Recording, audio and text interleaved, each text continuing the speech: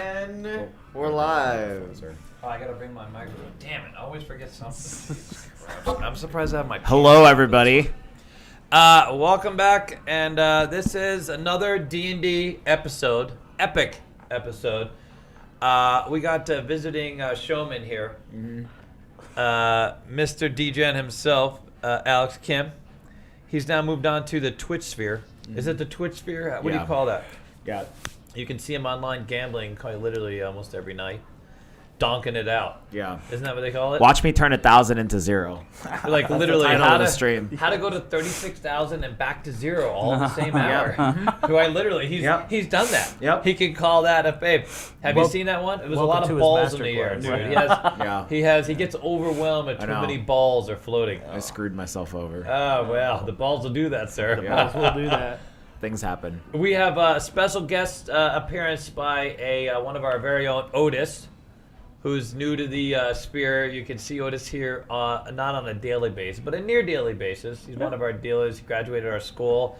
And we have Matthew over there. We're going to be rotating Matthew out. We can only take so much of Matthew at any given time. No, that's understandable.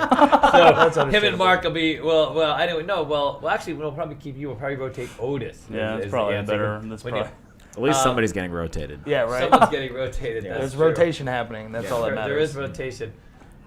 So welcome everybody. Thank you so much for tuning in. We do have a few updates for you for the regular 5 people that keep watching this. You know, unbeknownst, we weren't here last week.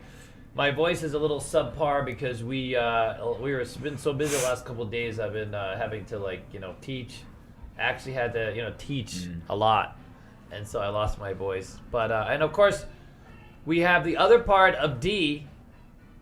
It's Dennis. There you go. Hi guys, The menace. There he is. Or I keep telling him, dude, it's like tennis, but with a D. That's right. And he's like, no, that genius. doesn't. Look, I'm gonna look into everyone's souls. Yeah, Kill me he's Dennis now. the Menace, huh? Well, I was thinking it was like Denise. Tuck and roll. Like Denise. Denise. Yeah. Oh, with the accent. But by the way, does anyone know the story of why we fantastic I get story. called that? Can we Is she talk out about there? it now? Yeah, You we can can talk about it. It's not Okay. too soon. Who's not gonna say anything? We all just sit here. I thought Alan was Listen going here, all I in. know we're like, well, because nobody knows how to pose this correctly. So we had a dealer at the school. Let me just say that they were a model. We call them model dealers. We don't want to say that they're party pit dealers. But you just did. I just did, yeah, no. But they're model dealers. So this one model dealer was a bit taken in by Dennis. And she's a Cuban? Puerto Rican? Cuban, yeah, Cuban. We'll just keep it generic Latin. Latin. She's Latin. Latinx. She's of the Latin thing. Yeah. And so Dennis was busy one day, God forbid. You know what I mean? He was busy. And wasn't giving her the attention she felt like she deserved. And She needed a little validation. Yeah, she needed Validation. Yeah. And so Dennis was like, just because she's one of these people that if you say like hello or goodbye, she wants you to like look deep into her eyes, like it has to be full on attention. You can't just like, yeah. And so Dennis was busy, and she's like, Denise. And Dennis is like ignoring her. Go ahead. But by the way, Denise? let me add that I'm also Yeah. talking to another one of these model dealers because she has my attention. All at the the model moment. dealers love Dennis the player. because they fold him up and put them in her purse. Oh, wow. Like, Denise, give Wow. me my purse, Denise. I take you with me. I can't do that accent with my voice like this. It's no Yeah. good. Denise. Denise, and then so she was like stammering, dude. She at some point she literally like. She did this thing on the floor with her feet. She was just pissed that he wasn't like paying attention. Like, Denise. Oh my god. So we started calling him Denise. Wow. It's either that or Sticky. I don't know. Danny? Whichever one you want. Look, Yeah, look, which I one's prefer worse? the Denise Really? rather than the sticky. Yeah. I just love it. I fold you up, Denise. I put you in my purse, Denise. I take you This with is me. a true. She said that? No, not this is them She exaggerating. wanted to, dude. This is them Oh. No, but exaggerating. Without She was exaggeration, thinking though, she's like, Denise, can you teach me roulette? No. Roulette? No, it was Baccarat. But yeah. Baccarat? Okay, Yeah. Baccarat. Denise, can you hold my hand while I go to Denise? the bathroom, Denise? Denise, can you Yeah. teach me Baccarat? No. She. Very nice, dude. I mean, Well, it was a thing, especially Chicken with the nuggets, Latins, sir? Because chicken nuggets. all the Latin girls want to be taught in Spanish, and I was the only one who speaks Spanish. That's what it was. Yeah, that's what they wanted. They The wanted Spanish. I believe him. Yeah. No, yeah, that's I believe Just trust, okay? trust. Yeah, Yeah. trust and believe. Yeah. Sure. Yeah. Sure. But that Dennis was is like, a I'll lot teach of you trust. Yeah. Right this way, young lady. They wanted the sticky. They wanted all sticky. Oh. They wanted his ulterior thing going on. But anyways, yeah, we have a lot of stories in the school. We keep it pretty fun. Between Mar wanting to literally jump out the car at every stoplight to this guy over here. But anyways, all right. So what else do we got? We got updates. So we put out a video saying we were going to sell these crap tables, and we're still working on that. Believe it or not, we have the supplier for the crap tables. We're working with them to try to give you like the best possible scenario. Yep. So we don't want to get ahead of ourselves, but of course there's this video out there of me saying, "Hey, check out this slot table, or not slot table. Oh my god, it's delirious. Crap table. What's that? There's a green one. Do we have to say hello? It's Is there anybody in? Canadian DGen. Thank you for the $5 super chat. Canadian DGen. Hello, Coomers from Canada with Oh, love. Cougars in Canada. Yes. Yep. We have the crap table coming. We actually have 2 vendors potentially, but we've been building them here. So we're going to have 3 variations basically is what we're working on. 1 variation on the low side, you're going to have to put it together yourself. It'll come with all the wood you need, everything you need to kind of build it. For those do-it-yourselfers that somehow, if you like to paint, I don't know why you like to paint, but if you like to paint and you like to do it yourself, I don't know why you like to do it yourself, quite literally. It's only $1 at the drive-thru at McDonald's. Like, why would you want to make your own chicken nuggets? I don't understand. Why you want to sit home and just give yourself all that agonizing pain? But anyways, Where are you getting chicken nuggets for $1? at McDonald's, dude. That's For my $1? last date, dude. That's my last date. $1 for chicken nuggets. Isn't it $1 now? It's gone up. I don't think it's $1. I think No, it's no longer $1. Burger No, I'm pretty sure it's like $2 or $3 for Nah, 10. not here, buddy. Yeah, it's like $1.07, dude. Why do I know that? Because I know that. But anyways, so the next configuration of the crap table is going to be a sort of in between. It'll be a do-it-yourself table, but it won't have all the bells and whistles. No, I mean not. It'll be more easily sort of put together without a lot. And then we'll have the final table would be like just everything with it, the mirror, the rail, all that stuff. So basically 3 basic tables, and there you go. So we also have another vendor with these premium tables that you might be interested in, but they're not cheap. But then they come, all together. So we've been having some delivery logistic issues, so we won't be shipping them. The manufacturer will ship it direct to you. You order the table through us in the configuration you want, and this manufacturer is literally going to send you the table. They got the hookup right to your house. Unless, of course, you live in flippin' Hawaii. Can't get ships to Hawaii right now, because if you haven't heard, everybody's backed up everywhere. It's going to take a long time before that gets sort of cleaned up. So, unfortunately, it'll be continental U.S., except for Canada. No one wants to wait on the Canadian border, dude. That's just, no, I'm just kidding. Anyways, all right, moving on. What else do we got? You got anything? You got anything to update with Twitch, or what do you got? Nothing. Nothing? I'm just here as your companion, sir. Oh, my God. Hey, partner. Hey, partner. Wow. Hey. Business. It's partner. all about the business. Sure. I have a few other... What kind of business, sir? Dude, all kinds of business, buddy, okay? A lot You don't of know what business. goes on under this table. All the business. Look at this, my notes. I got nothing here, dude. We might as well move on to the topics. What do you think? Sure.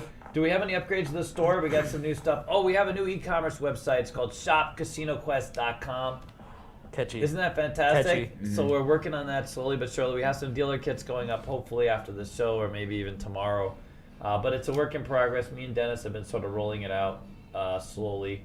And then we have a new, our school website is still in work in progress. We've been just ridiculously busy. So we've been doing everything we can. All right. So the topic today is player versus dealer, or dealer versus player. And we've broken it down into a few different topics. That's why we got dealers here. We have me and Alex, of course, who've been in the business a little while and can represent it from both sides. We've both been degenerate players and degenerate dealers, let's face it. So we're here to tackle a number of big topics, Believe it or not, I got this topic in a way from Mel of Craps Hawaii. Oh, really? And I say that because So for those of you who know, Hawaiians in general like to bet. And they like systems, they play strategies, so they come down and they bet hard and they bet fast. And, as a dealer, as a crap dealer, I always loved when the Hawaiians came because it really challenged you. And you got busy. You got busy not only dealing the strategies, but you got busy dealing scale because if they catch a roll, holy crap. Have you ever seen Chef, Hawaii crap shooter Chef play? Chef Dice. Chef Dice, I mean, he goes up big time. I mean, you start doling out some real money.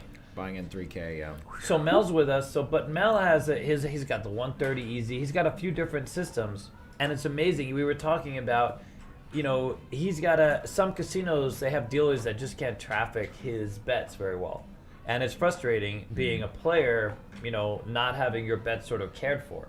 This is always the takeaway for electronic dice. So if you're out there playing electronic dice, some of the electronic dice, you really can't you're not going to get a lot of this type of action managed. You have to stay with sort of static betting, you know what I mean? Like direct bets, the direct numbers, pretty simple. It's hard to do regressive systems, not a lot of time to get all this stuff in play. So you go to a table and you need a dealer that's going to service your bets. Or just service you and, then you don't have to worry about the betting. That's a different kind of Full casino, service. sir. Yeah, that's a different kind of action. And by the way, just so before we get off topic, because this is kind of on topic, let's not forget. We said, hey, do you have the graphic for Sticky's coming up? I mean, his 21st birthday party. Do I have it's my gonna be- own graphic? It's gonna be. By the way, we have 3 parties planned. It's gonna be. So it's Dennis's birthday. It's Jet's birthday, and it's Timmy's coming out party. Oh, no. Yeah. So. Wait, Swear to God. What's it coming out there? Are we What gonna type get of coming that? out? We This can get is that. very important. Timmy's coming out party. Here it is. Timmy's lazy. A lazy bastard, by the way. Timmy, no. What do you got? It's at 1K. It's past 1K. It's a little 1K past. plus 20. It's about 1200. And we're not moving. We're not starting that party until it literally lights up to 10K. Wow. Okay. I matched the first 1,000, so we're basically at 2K. But it's got to be epic, dude. So what you're saying is this meter's a grower, not a shower. This is a grow. And it's showing it. It's a grow. That is pretty good, dude. Very Otis nice. just fits Man. right in. Where do we get Dude, these people? Dude, Holy he's crap. following the company, motto and slogans like the Dude, corporate. What is it? The corporate mindset or whatever. Yeah, we're all about corporate. Look, the mindset. mantra is this is an Alex Kim workplace. You have to do innuendos, okay? You know what? You know what's so funny? I was talking today on the Patreon thing. So Yeah. What do you got? You got something? Oh, It's we got a yellow $10 one. super chat. Holy crap! We got to mention me to who read is it? it? Yeah, Yeah, of course. Thank you so much to Brad Fish for $10 super chat. New casino local to me opening in December. Currently have free dealer class, so I wanted to say thank you to CEG, CQ, David, Alex, Lauren for all the knowledge and confidence to try a new path. Awesome. Wow. There you go. Yeah, There you go. fantastic. That's pretty cool. Yeah. We love it. Thank you so much, Brad. Appreciate it.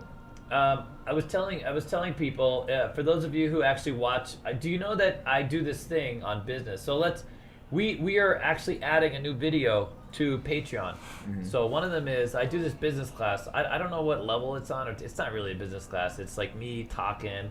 There's like 3 of you. I think that maybe it might be down to 1. I think I lost 2 people last week. I think it's down to 1 person watching.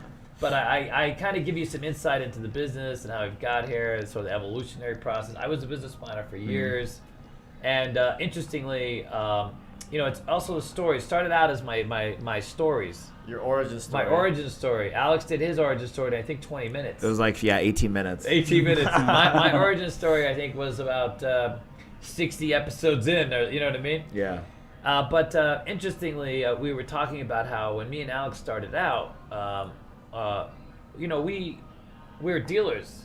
We just happened upon a lot of this recently, and so we refused to dress up. And Alex used to always ask me, he's like, "Hey, do we need to wear slacks? Do we need to wear pants? Like, what kind of pants do we gotta wear? Like, do I have to dress up?" And we were always kind of intimidated because we were having these meetings we felt like they were above our head, meeting these big people or casino manager, you know what I mean, or the GM. And we would sort of, we started out agonizing a little bit, like on whether or not we needed to look a certain way or say a certain thing. And then we just, at some point we stopped caring. Yeah. We just gave up. Except to sort of celebrate, I think. Like there's a few times we felt like, we wanted to feel better. Or we wanted to to just look a different way. Yep. But then we were like, you know what? You can be like, GM of whatever, the universe, and like we honestly don't give a shit. We were at one of the biggest meetings ever to sign our lease here and start this whole relationship at Brookfield. And a lot of you know, or if you're new to the channel, Alex, we go into the conference room, and in a very Alex way, it turned out he was very excited. One of his favorite porn stars was in town. Nice. At the Sapphire Day Club, which nice. If he has a friend of his hooks him up over there.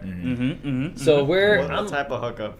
Yeah, well. Anyways, so entry entry Yes. entry level What hookup. kind of entry? So we're sitting there at the conference Backdoor room. entry. I'm nervous. I'm a little nervous because this is a big deal. Yeah. I lean over, and because Alex is great at breaking the ice. By the way, literally, he just breaks the ice with everybody. Because he'll walk out to a casino manager and go, "Hey." Just like that. God. I can I imagine. can't it, even honestly. say. Okay. I won't say who it is, but like literally right to like, hey, have you seen this one? And then they'll just sort of share the experience and just like, wow. And then shift to David. So David, we have the agreement, and then back to all right. You know what I mean? Did you see this? So we're there in the conference room, and he opens his phone up, and he's like, he shows me this girl. And he's like, oh, yeah. And then, like, kind of the videos, the highlights of the videos she's in it there. The highlights. Like, highlights. The highlights. Literally minutes away from, like, one of the biggest, like, office meetings. But you know what's fantastic is that, I'll be honest with you, at first, I wasn't so much annoyed at it. I was a bit confused. Like, this is kind of inappropriate. But it did break the ice. Like, all of a sudden, I went from feeling nervous to, like, not feeling anything. I was like, I just look over. I go from porn site to like, you know what I mean? Here comes the lease. Oh my god. Now, just to let you know, it's only because I wasn't really worried. Yeah. If I'm worried, then you could tell by my body language. But because I was like, What are you gonna do? No, and that's been sort of the thing because our feeling is, listen here, it is what it is. What are you gonna do? I mean, what does it matter? Like, holy crap. I mean, people put so much emphasis on all this, you know what I mean? Yeah. They sit there smelling their own farts all day going, oh, God, that's fantastic. You know what I mean? Yeah. We know our farts smell like shit, so to speak. You know what I mean? So to speak? Yeah, so to speak. yeah. Let's make sure that one's correct. We have 2 super chats. Holy smokes. Canadian says, for the $5 super chat for Sticky's Fun, will Sticky, Martingale, will David and Alex hang out with us, AVN meetup? So they're coming, group's coming out I thought early AVN January. was canceled It's again. It's online, but they're still coming it's online. down. Sure, I'll hang out with you. I got Yeah, you. sure. And then Chris Bird, thank you for the $20 super chat. Investment in the Sticky DGen Life Fund. There you go. Yeah, we had another one. This what was his name that did the 30 roll? He put in $20. I already blew that on Keno though. You're out. People come in. Yeah, Thank you for just literally handing me money. Like, I know. Yeah, we don't know it. I mean, we're adding it up, by the way, just so you know. That money goes straight to the fund. Yep. Like we're not playing around with that. We're going hardcore. I mean, we're gonna try to make this the most epic event ever. Yeah, we're gonna go. We're gonna go 6,400 across working, right? Oh yeah, no. First, No, dude, 96 across, triple X. Actually, you know what? No, that's not. 66 inside. He's got his own plan. He's working on his own strategies. He's been going through like different. We've seen a few. Oh, sweet. So he's literally not committed to anything yet. He's kind of working, evolving, like how he wants to play the money. okay. But it's gonna be him and Jet, holding hands, reaching in, and In other Timmy words, I'm gonna be servicing all the playing action. 4J. Oh, reaching in. Look at that, all that innuendo. man. I know. Do we have like an innuendo like job interview? Like we got to come up with like the Alex friendly questions before you get a job here. You know what I mean? Like, do you know what it's like to come in the field? Yes. You know what I mean? Like No. What's on your a crap favorite- game? On a crap game. Yeah. What's your Jesus. favorite bet? Don't come. Yeah, that's a free bet here. That's a free Yes. bet. That's not even a bonus. Yeah. That's free. All right. So here we go. Back to the. Okay. So do we have anything else? Anything else on the agenda? By the way, we're so upgrading our retail footprint. It's been literally fantastic. All right. Well, anyways, let's get to the real big topics. Okay. And we're gonna talk this out. Did I mention I got all these from Craps Hawaii, Mel? Yep. And I say that because his action's really not that hard. And it's amazing how dealers will just stare at his bets. He's literally telling you what to do. So I was actually with them last week. Principal Yeah. Skinner knows. So So we were at a certain casino. Not gonna say it out loud. Principal Skinner knows what I'm talking about. And the dealers cannot even handle like the most basic action. Yep. It was like not even complicated at all. They were just completely run over by it. No. And it was really disappointing too because it was a Saturday night at like 11. Oh man. Yeah, it was early. It was Saturday night at 11. It's not even like, it's like 10:30, 11. It's like the night's just getting started and they're like getting run over by like. Already having trouble. Yeah. It's like $15 5 pays 21. It's like make it a quarter each on the 5 and 9. They were just like. Yeah, no. It was weird because, so part of the problem was, as far as the crap game goes, and we'll get into this a little bit, but if you don't work out the right bet and like just put it in, if you're trying to hand off money directly to the player or try to make things too easy, so they're slinging checks. So if you sling checks and you get ahead of the action, I always tell my dealers, you got to work through the process every single time. You can't get ahead of the player. When you get ahead of the player and you start thinking what the player's going to do, you know, once a player comes down and establishes a routine or a strategy, you kind of know what they're going to do. But until that happens, you can't get in your head what you're going to do because you're not the player. Let the player make up that. Go through the process. That's why we cut out the money in the come. It would have been so easy for them to cut to 21, split the $10, make each look like 25. But instead, they want to go straight out to the apron and pay the person before the person even has a chance to tell you what they want to do. And so now they're ahead of it. Now they got to pull back the money. We had one guy creating his bets behind his stacks. That's another big thing. So like when dealers started to school, you guys tend to have this tendency. You've done this. I mean, you've seen this. I don't know if you've done this specifically, but where they use the area behind their stacks to create bets for themselves. You follow? And now, before you even got to the come, you have all these different stacks of money, and it's very easy to get, money misplaced. Yeah. You follow? Where does this go? Where's that from? That's why it's one at a time. Don't get out of the dealers. Cut the money out, and then work with it from there. You follow? So in every effort, when all these dealers start to get to the point where they're slinging checks or trying to get ahead or cut down moves, this is where they get into trouble. But the other part of it, they weren't willing to communicate. Like, the guy's talking to you, dude. Listen to what he's saying. He's telling you what to do. Now, as a dealer, you can't have players telling you what to do, but you can at least take what they're saying constructively and build out. Because Mel breaks it down for you very easily. He's like, here, I'm giving you this amount of money. This is what I want to do, and you can cut the money in the come and see that's how it works out. But this guy had his money behind his chip racks, and it became very. He started getting upset. Oh, yeah. Our dealer was getting pissed and talking back to Mel. No way. And I mean, I got pissed. I was like, dude, I don't understand. Like, why, he's helping you. Yeah. You're the one getting frustrated. No one can help that. You know what I mean? We're not the dealer. You follow? Anyways, all right. So we got a few ways to break this down. I know a lot of you have been. I think this is a great topic. I was gonna have we were gonna have some other people on, but I think this works out fine. I think this is good. I think you guys we all have enough experience. We can all rotate and talk about it. Trust. Trust. No, it's all right, trust. So let me ask you this. So that one of the things, we have quite a few different topics. Okay. So I'm gonna go down the what makes a good player for you, Matthew? A good player. I don't know. Somebody who's willing to just take suggestions. Somebody doesn't stroke chunk bets and like Alan Toy's 3-color bets. Oh my God! Green, red, white. Yeah, none of that. Alan. Interesting. Yeah, no. Sometimes it can be fun because then you get to break down bets and stuff. No, but it can be for the most part, yeah, it's annoying. I call those chunkers.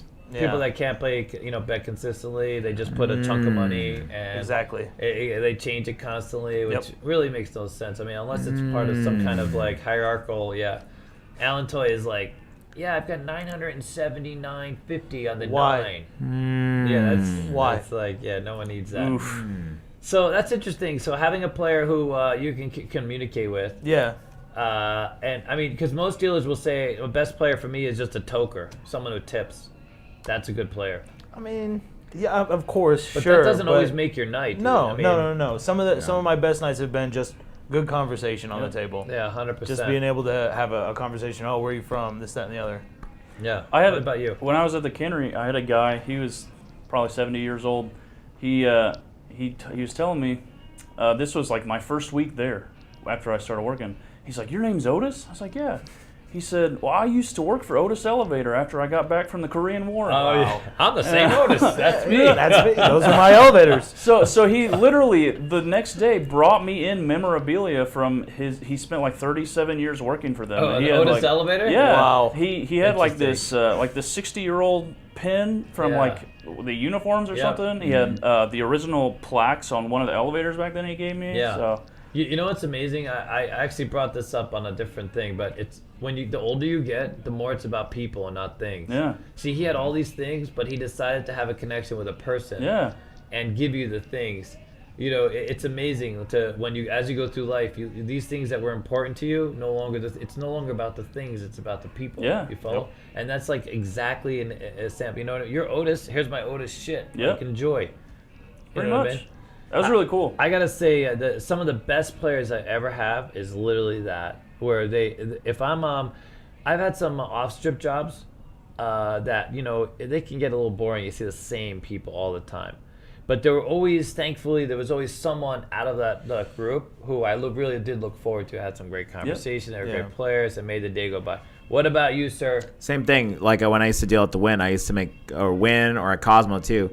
It's not even the tipping so much. It was the fact that like the 8 hours would just fly by like quick. Yeah. Yeah, exactly. Because literally just like all of a sudden you're dealing to them, and it's like, oh, it's like 8 to 4. It's like, oh man, it's almost 2 o'clock already. We're already like down to the last 2 hours. Yeah.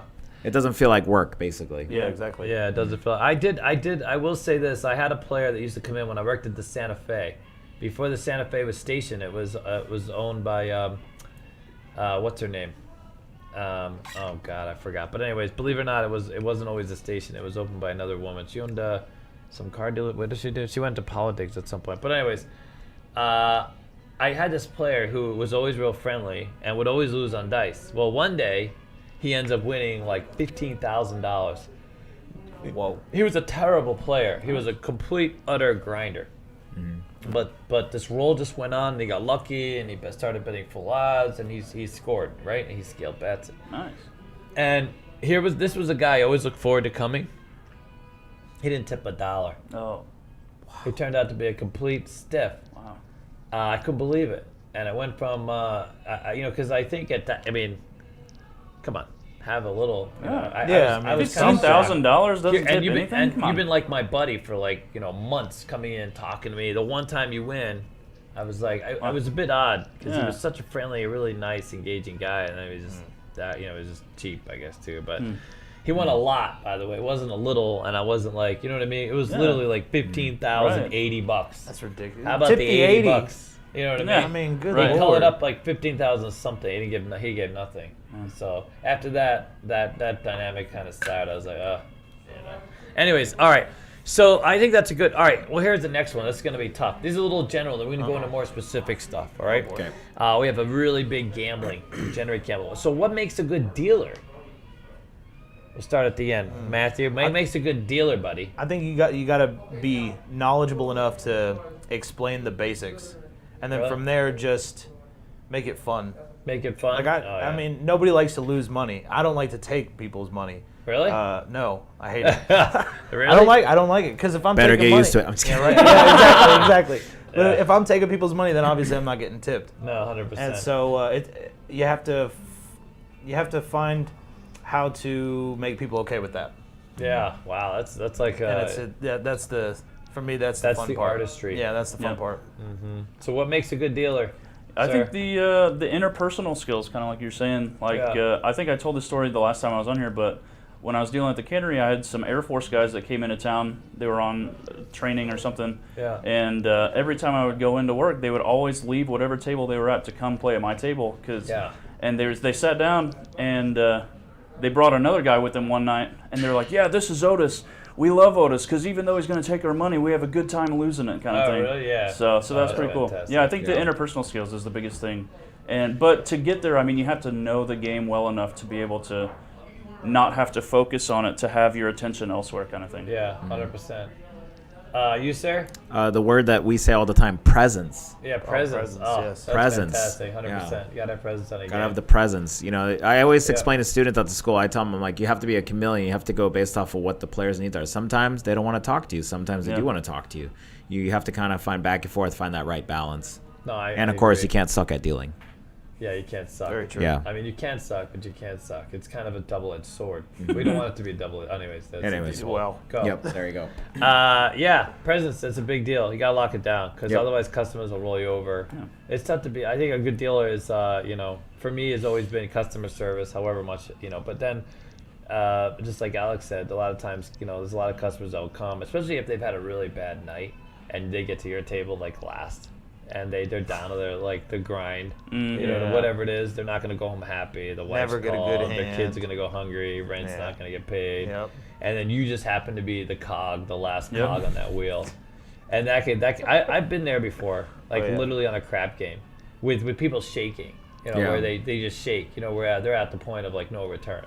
They've literally decided to go full tilt, they're all in, life is not going bad. I mean, I've seen some people literally over the course of weeks, get to but you guys haven't, I don't know if you've experienced that, but where over a period of weeks, they literally went from happy, go lucky, they've got a lot of money to spend to complete utter degeneracy, and the nightmare begins. Like holy crap, we hope that their room is on one of the lower floors kind of thing, you know what I mean? Yep.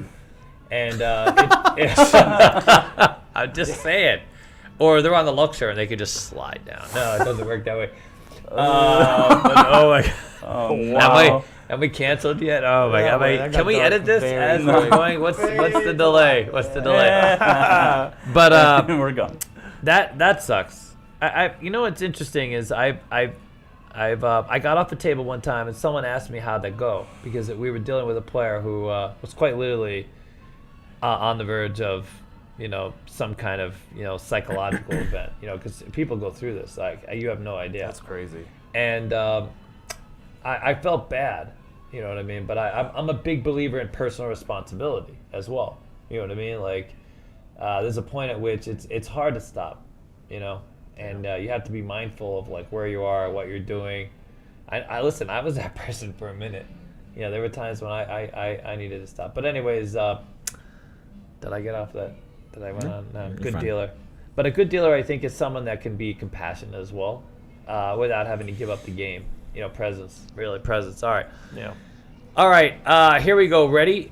All right. So this is the big one for me. I get asked this a lot. I wouldn't say, well, it's not that big. Okay, but it's pretty big. You've been told that, sir? I have been told that. Oh my God! Innuendo City over here. Holy crap! What is he just like? Now we know why you're here, buddy. Singing. Dude, So- I know who's gonna replace me whenever I I find know. out. Oh my God! So it's always a stay or go question. So as a dealer, you can't go anywhere. If you do go, by the way, if you drop an apron on a shift, good luck getting another job. That could be tough, sure. especially because the word goes around and it's not a good thing. So whatever you do, try to fill out your shift if you plan on quitting. I will say that. Number one is if you're a player on a crap game, you're not getting the service, do you stay or go? What? Do you just say screw it? Are you out? Matthew, go. Oh, no, I go. You go? Yeah, I go. Really? Yeah. Because, again, what's a good dealer?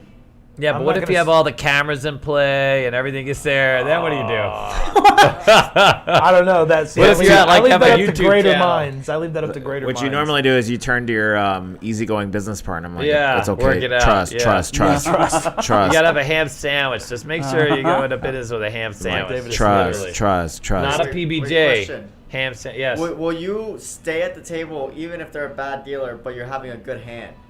That's it. That's what I mean. If you're in the middle of a good man. roll or it's a hot table, stay or go. I think you got to finish the roll and then See? get out of there. And then Yeah. go? And Oh, then get out of there. that's And, stay. like a Stay, dollar. then go. Just leave $1 and then leave. Just leave $1? leave $1. Wow. Oh, Yeah. that's the next question. All right, what do you think? Stay or go? I can't tolerate bad dealers. Yeah, So. I go. Oh, but the cameras. I and all 100% that. go. Yeah, no, yeah, the cameras. Cameras make it rough. Oof. Plus, Timmy's lazy, so it's hard to get. Yeah, what about things the moved up. roulette wheel that was spinning the same way I as the know. ball? Oh my God! Really? You heard about that? No, that Okay, happened at a so- live casino. Yeah. Oh my God! No way! Recently? Yes. Not our dealer, please, for love of No, God. so what happened was, wow. so they were spinning. So it was at the casino that we record.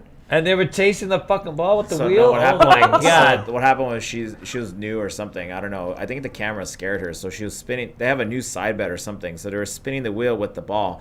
And immediately, the first thing I said was like, "Is that part of the new side bet?" That's what I told Timmy. I said that. Yeah. I said that on camera. I was like, "Is that a new side bet?" And I was like, the ball was spinning with the wheel. I was like, How much longer will it take for the ball to fall with the wheel I don't know. still sitting the I same? was like, Yeah, right. I was like, is this a new side bet or because Wow. it's not going the normal direct opposite? I don't know. Yeah, wow, Yeah. really? Brutal. The camera scares people. No, everybody gets a little weird. Yeah, dude. I mean, I'm not surprised everybody. these guys are handling No, the these couch. guys It's got little fangs on The there. casting everything. they're handling the casting couch pretty good. No, so they're most people when they filling sit on it the out, casting couch, it's like, Used to casting couch. you ready? You ready? Yeah. So, Well, I've been on film before, sir. oh Jesus. Well, what type of film? Yeah. Oh my God. So do you tip if it's a hot table and the dealer's not doing so hot? Do you tip still?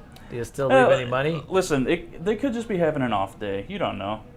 I mean- That's true. But then I'll be off on tipping too. That's the thing. Yeah, I mean, I'm not gonna leave him a huge tip, but I'm gonna leave him something. You know, I don't want to. You know, I'll tip I- like the minimum. I still do tip to some degree, but I've given up on giving tip for just tipping's sake. Yeah. If you're a frontline customer service employee, you have to know your tips come from service, at least on some level. When I go to a restaurant, I have like, if you get me the food, you get 10%. If I get zero, because I've actually been to a restaurant. I have the worst, by the way. If you guys, I have the worst luck when it comes. I've actually been to a restaurant with everybody here, and we went up to Nordstrom's, and I was they actually never delivered my food until we were ready to go. Oh, no. They kept Wow. apologizing too, and like, dude, stop apologizing and get me the Give me damn my food. food. I mean, it's just the weirdest thing. And then, but by the way, it's fantastic food. I've been back a couple times. It was really an off day. Wait, It was here's the best part though. no, yeah, He ordered a Wendy's. pizza, and then Oh. I brought him a pizza at the end of it, but it was And it the was wrong still the wrong pizza. damn Oh, pizza. my Yeah, it was like God. cheese and it got pepperoni or something. Yeah, no, it was a complete. So I have the best. I've actually been to P.F. Chang's one time with just 3 people, and I ordered an appetizer for the table and a meal, and everybody else ordered these like fangled dishes, right? And the appetizer never came, and my meal didn't come. my And God. 40 minutes in, there's no meal, and they're like, I'm like, stop apologizing, give me my damn food. I've actually been to Wendy's, dude. If you guys don't think this is a thing, okay? I have the curse of Dave Thomas. Ever since I had to deal with Dave, or sort of had to old not DT. deal with Old Dave Thomas. and he has since cursed me at Wendy's. So every time I go to Wendy's, there's something wrong with my order. I can't figure it out. Well, I tell Dennis this, and he's like, no way, not every time. And here we go. We pull in at Denny's, and I order. Denny's, wait. What? Not Denny's, Wendy's. Yeah, Denny's drive-thru. Yeah, Wouldn't that don't- be- yeah, oh, right. that would be be heaven awful. for me. Denny's drive-thru, right through, sir. Pancakes, please. Yep, on the way. Anyways, we go to like the Wendy's drive-thru, and I get the new one, the pretzel one. How could they screw this up? Oh, 100%. So I get the pretzel sandwich, the new pretzel sandwich, whatever the hell that is. Yep. I finish the drive-thru. I get it. I open it up, and they didn't take the wrapper off of any of the cheese. No, he didn't. open No. it. He bit into it. No, I bet it, yeah. no, Take I the don't believe wrapper out. that. No, he I saw don't it. believe that. No, No 100%. way. My order, completely fine, pristine. His Yeah. order, plastic. You No, mean to Dave- tell me that Wendy's is in here putting Kraft singles on there? Like, It is. There was literally Pre-packaged plastic on the cheese? cheese. Oh Swear to my God. God. Dave Thomas printed your picture. Oh my No, Put it in Yes, the kitchen of yes, every the guy. Wendy's Public in the enemy United number States. one. No, in Dave Wendy's Thomas Corporation. cursed me, dude. Dave Oh Thomas my cursed me. God, Well, he that tried to is buy in crazy. $500 in a reserve game. You should know better. All right. Well, anyways, so yeah, I don't tip bad. I just stopped. I set a default standard, but I just can't. When that game, I tip because we got to tip. There are people, kind of thing.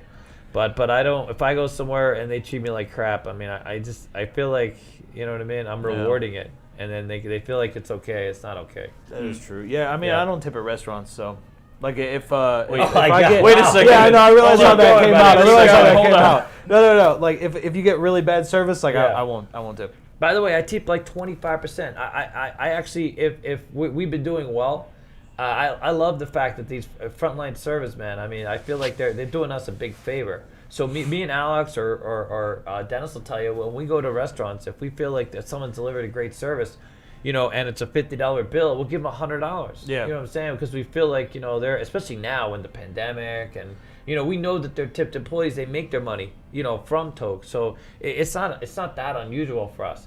But if they suck, they suck. Dude. There's no way through. That's what I meant. If you get piss poor service, yeah, like you're not getting it. Because I come from a food service background, so I know what it's like. I know about the bad days. I know about the good days. Don't pick my food up off the floor. Yeah, dude. Like, crap. Yeah, don't throw You know my what I'm chicken wings saying? back in the fryer. I don't need any extra sauce on my Exactly. my burger. My favorite Yeah. thing though is Yeah. whenever David gets an iced tea, no lemon. He says that every time we go out to eat on a business dinner. Yeah. Iced tea, no lemon. Every time they come out, they bring iced tea with a lemon.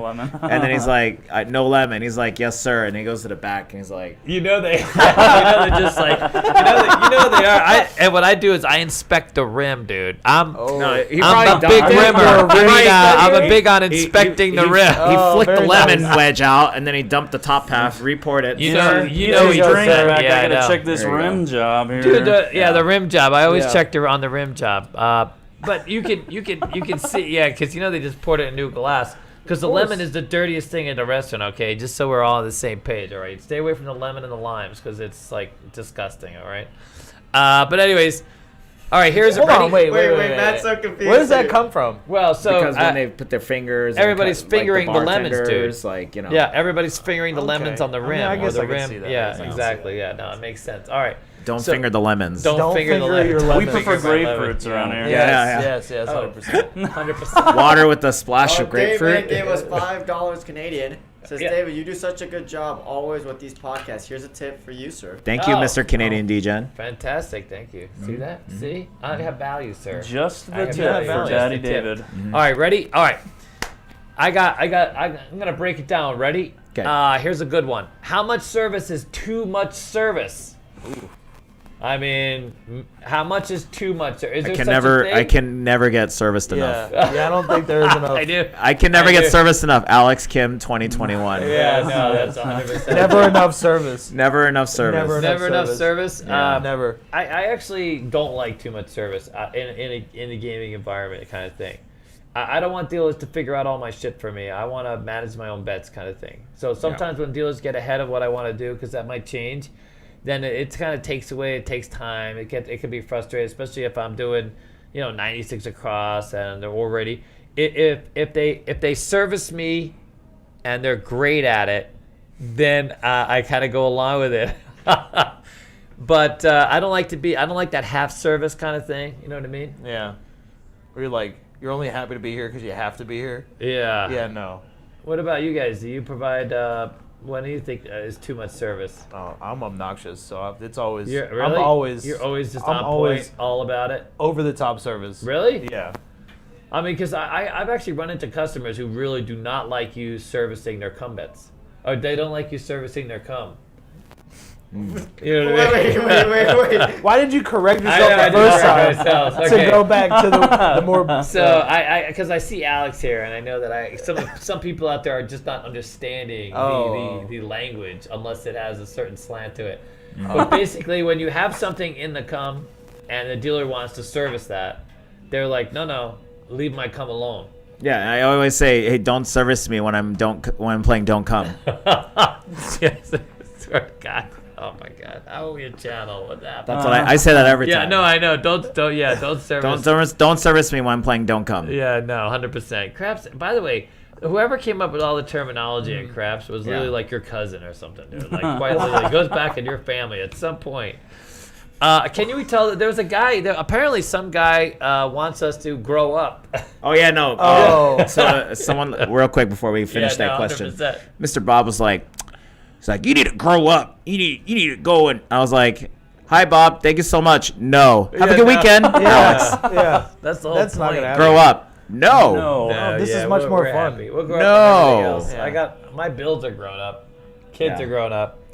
You know what I mean? We're gonna keep the life at a lower notch. I was like, have you not seen the last 3 years of this channel? I know, right? All right, well, Nothing grown up. all right. So, how much service is too much? I guess it really just depends on the player, Yeah. right? Yeah. So you just Yeah. kind of meet the player's needs. The only thing I Player. will say to interject though is like Yeah. whenever like I've seen some dealers that I've worked with before Yeah. where they're like too much. Yeah. Like sometimes it's like taking away from the game because you're providing too much customer service. Yeah. Like you're talking so much where you're not dealing enough hands, you know? Dude, we go to this one Starbucks, by the way. God, there's this one woman there, and you guys know what I mean by the Starbucks thing. I don't know how they train them, but she's just like a parrot, dude. We walk in there, and she's like, "Hey, how you doing?" And she's like, Oh, "How's your yeah. day? What's going on in your day? What are you doing later?" I mean, she just wants to know my whole life story. All I want is a cup of coffee, dude. Like, please leave me the F alone. And she's like, can I get you this? Can I get you this? I'm like, oh my God. I mean, she just drives me insane. Like and then she turns around. She's a manager. And then she turns around to one of her employees and she's like, "Get me the fucking water." You know, it's like, and by the way, her voice drops like 3 octaves. Oh no, 100%. Yes. Hey, how you doing? Give me some fucking water. I mean, it's like, dude, it's the fakest crap. I can't stand that kind of crap. Yeah. Like, you know what I mean? Every time we go through, I don't want to say it because I just bought stock in this one company. So No, we went today and it happened. And they say the same thing. So what are you guys up to today? They always say the same. Like, honey, right now I'm up to getting coffee from you. Can you push it through the window? Yeah. You know what I mean? Like, what are we doing? What do you want? I just want my coffee. We're not going to be there long enough for you to hear the answer. It was just funny because like this 19-year-old girl was like, "What are you guys doing today?" David's like, "Nothing." and then she was like, this. So she was like, "Oh." She didn't know what to say. You're like, Here you go. Shut her right up. Shut her right but up. literally, like the other afternoon, we went through the window. There was a guy there said the exact same thing because they read off of this thing. You know what I mean? I mean, if you're having a personal like, it just seems so fake. Dude. Isn't that a horrible corporate model? No, Just like, terrible. Here's Oh, a script. God. What are you doing today? Like, that is what you need no. to say every time somebody Yeah. pulls up to the window. Like, what? I mean, dude. I mean, Why? how's it hanging would be better. You know what I mean? Like something. Some kind of something variety. that Low can and a actually little to the relate. left. Wait, let's go back. I can relate Yeah. to that. I got stuff to say. They're a little sweaty and to the left. You know what I Exactly. mean? Yeah. To the right anyways. today, buddy. If you're And really how about curious. that service? What about that service? All right, so here's the thing. We get asked this a lot when dealers are just starting out. But can a dealer give someone advice on how to play? Have you guys given advice on how to play? Really? Yeah. Yeah, you better be careful with that one, dude, because that'll go south. You have a guy walk up, lose a lot of money, and you told him how to lose all Oh their yeah. money. No. And they're like, I only dude, do it to dude. certain I people. would Only always help certain clarify people. the choice is Yeah. totally Oh, yours. Yeah. the choice is 100%. yours, yeah. Yeah. But and they would sometimes they would ask me what I would do. Like if this was your hand, what would you do? I said, well, I would do this, but it's your hand, not mine, so it's up to you, right? Can you imagine if I was a dealer now? What would you do? I'd donk it. I would yeet the cards. dude. Yeet the cards. 16, Yes. double. Yeet that shit, bro. I would yeet that. Yes. Dude, don't be a bitch. Do you know for the longest time I had no idea what the hell anybody was saying? They kept saying yeet. I thought they said eat it. No, yeet's like another word for like To toss yeah, it. Yeah. I know for the Chuck it longest violently. time it was Yeah. like, well, you got to yeet that, and I was like, why would I eat that? Like, we were talking about Yep. it was random, and all of a sudden it's yeet. Like they're making up words as they go. Did you hear about the brick word now? I mean, if you're bricked up, you know what this is? How do you do, fellow kids? How do you do, fellow kids? you guys all bricked Am I gonna do that EDC at the end of the month? Like, hey, You don't even want to know what bricked up means. How do you do, fellow kids? You want to get bricked up? Oh my god! I was doing at the world cannery. changed I was now. doing at the cannery one night, and I looked over at one of the craps tables, and this kid, he's probably 22 years old, threw won on something and dabbed. And I was like, oh no, the dabbing generation is old enough to Yes. gamble. We're all in trouble. Dabbing? What the hell is That's the one dabbing? I Oh, did come think on, with the yes. arms. Boom, dabbing up. I learned what fapping is the other day too. I didn't know. Oh, what that did you was. You didn't know what fapping was? No. Let's stay I on never track. heard Let's stay that. on track. I don't know where To you guys figure come that up out. with these words. We're only on the 5th question. All right. Well, anyways. Dennis is over here on the floor. by Yeah, the way. Dennis is rolling on the floor. By the way, him mentioning that, like getting bricked up, dude, it was hilarious. Because if you know the actual definition, you're like, oh my god, what the? Yeah. What am I talking about? I have no idea. You can't use bricks on a house even. It doesn't make any sense. Anyways, let's move on. You guys look that up later. I'm gonna mute myself so I can. Oh my God. Hey. It means when you're getting hard.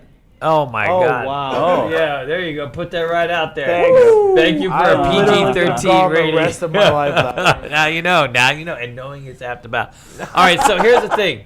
There's a difference. Casinos, by the way, will tolerate bad dealers differently. Some casinos and shifts are okay with dealers being,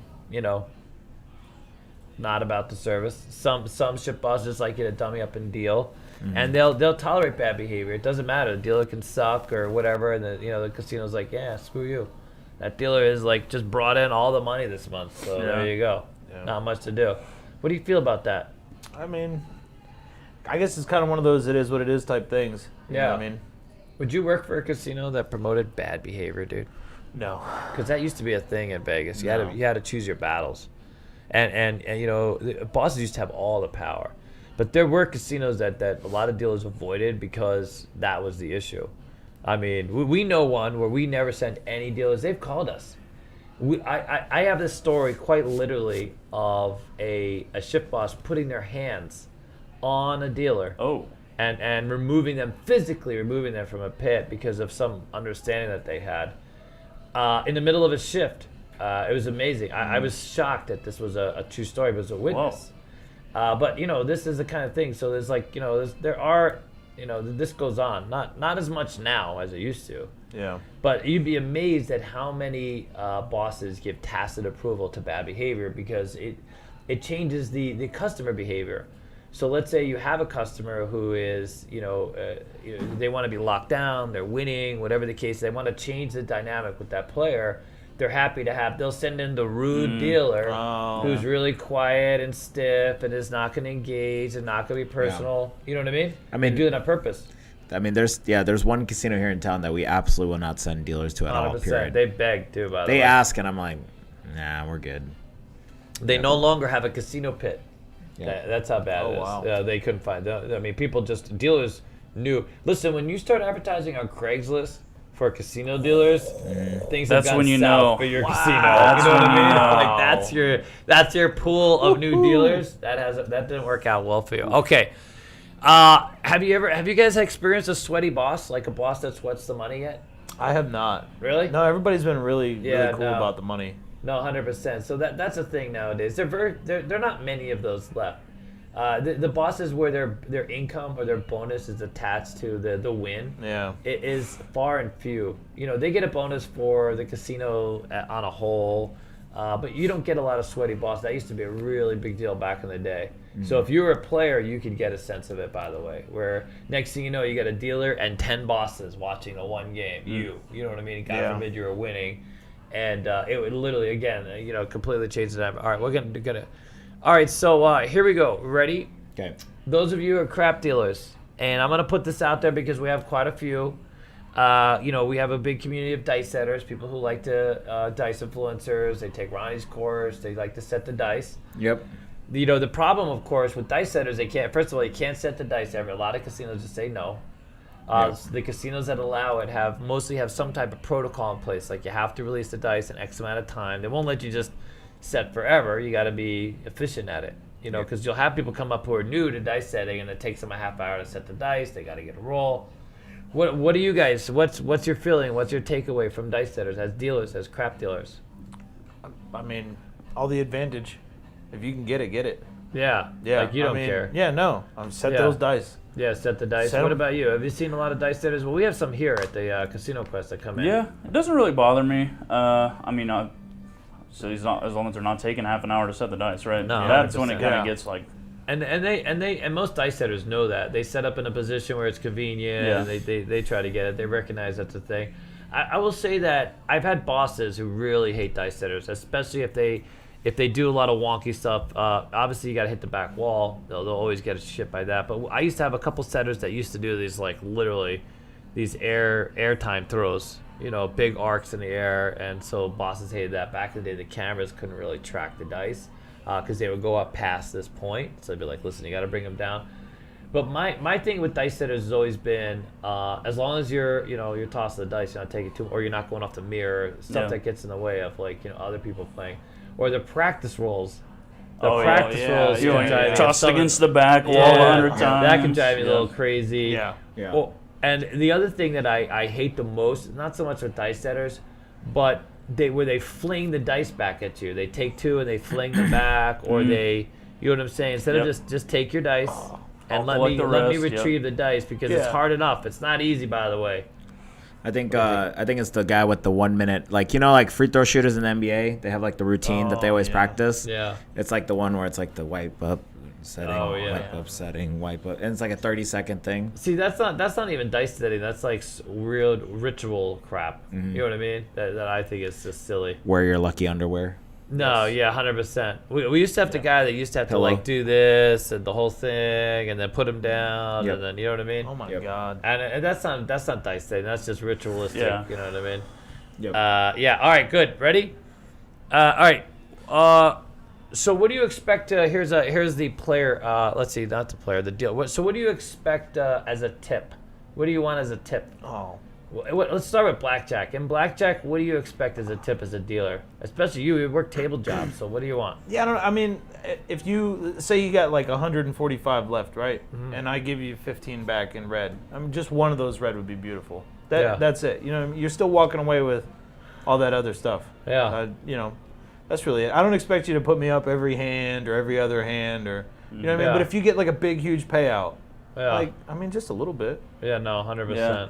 I dealt a $2,000 I would hand. love to hear that one. They won $2,000. They tipped me $20, 1%, and it went into the pool. So I really got like 40 cents or something like that on a Not a $2,000 lot. hand. On a $2,000 hand, they won. See, at least I'm at a keep your own spot. That Yeah. would just drive me up a wall. Yeah. No. What about you, sir? Me, I don't think it's a percentage. It's not like a restaurant. It's not like 15, 18%. Yeah. I think it's just to show like I did my job. That's all. Yeah. That's all. Like if I did something to help you or I gave you, you know, some type of encouragement or something, you know. Yeah, 100%. In blackjack, I want to be put up every few hands. That's my expectation. If I'm helping you and I'm dumping the rack, Yep. Yeah. I mean, Oh, throw yeah. me a bone. It doesn't need to be a lot. It just needs to be. I love as a dealer. I love consistency. Dollars every couple hands. Dude, that's a win. They add up. Because that'll add up quick. Yep. You know, or I love when you scale. If you get up to greens and blacks, you put me up for red every now and then. That's big, especially on blackjack. On a craps table, a Yeah. dollar on the line with shoes. Every now and then build it. If you roll a hand, a monster hand, you know, you can get it up there. But just the line with odds is like the way to go. The place bets are big. I know a lot of people like putting dealers up to place bets, but make sure to stay under player control so you can keep getting those bets, and then they can grow. If they have to take him down, obviously not the same type of opportunity.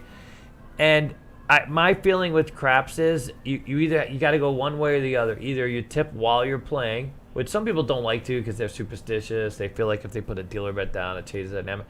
Or when you're done. You don't have to do both, but when Right. you're done Yeah. and you have $975, or you know what I mean, maybe Yeah. throw in the green or some of the Yeah. green, something like this.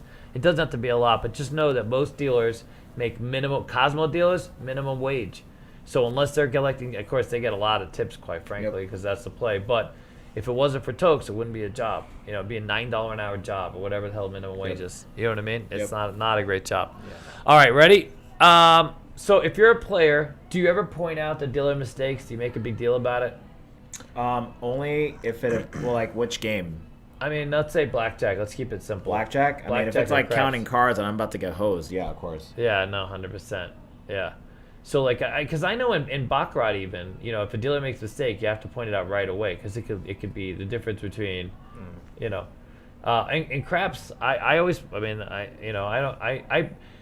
I feel like if you're gonna point out the dealer mistakes, though, it should be both ways, whether they're in your favor or not in your favor. Yeah. Yeah. Because I've seen players who are quick to point out like the dealer mistake when it's not when it's in their when they're favor, losing their money or whatever. You know what I'm saying? When they've overpaid $5, they you won't know say what I mean? anything. It's like hush. Yeah. You know what I mean? There's nothing going on there. Is that it? No, yeah, I mean, Yeah, I good. definitely agree with that. All right. All right. So what's the best tipper you ever had?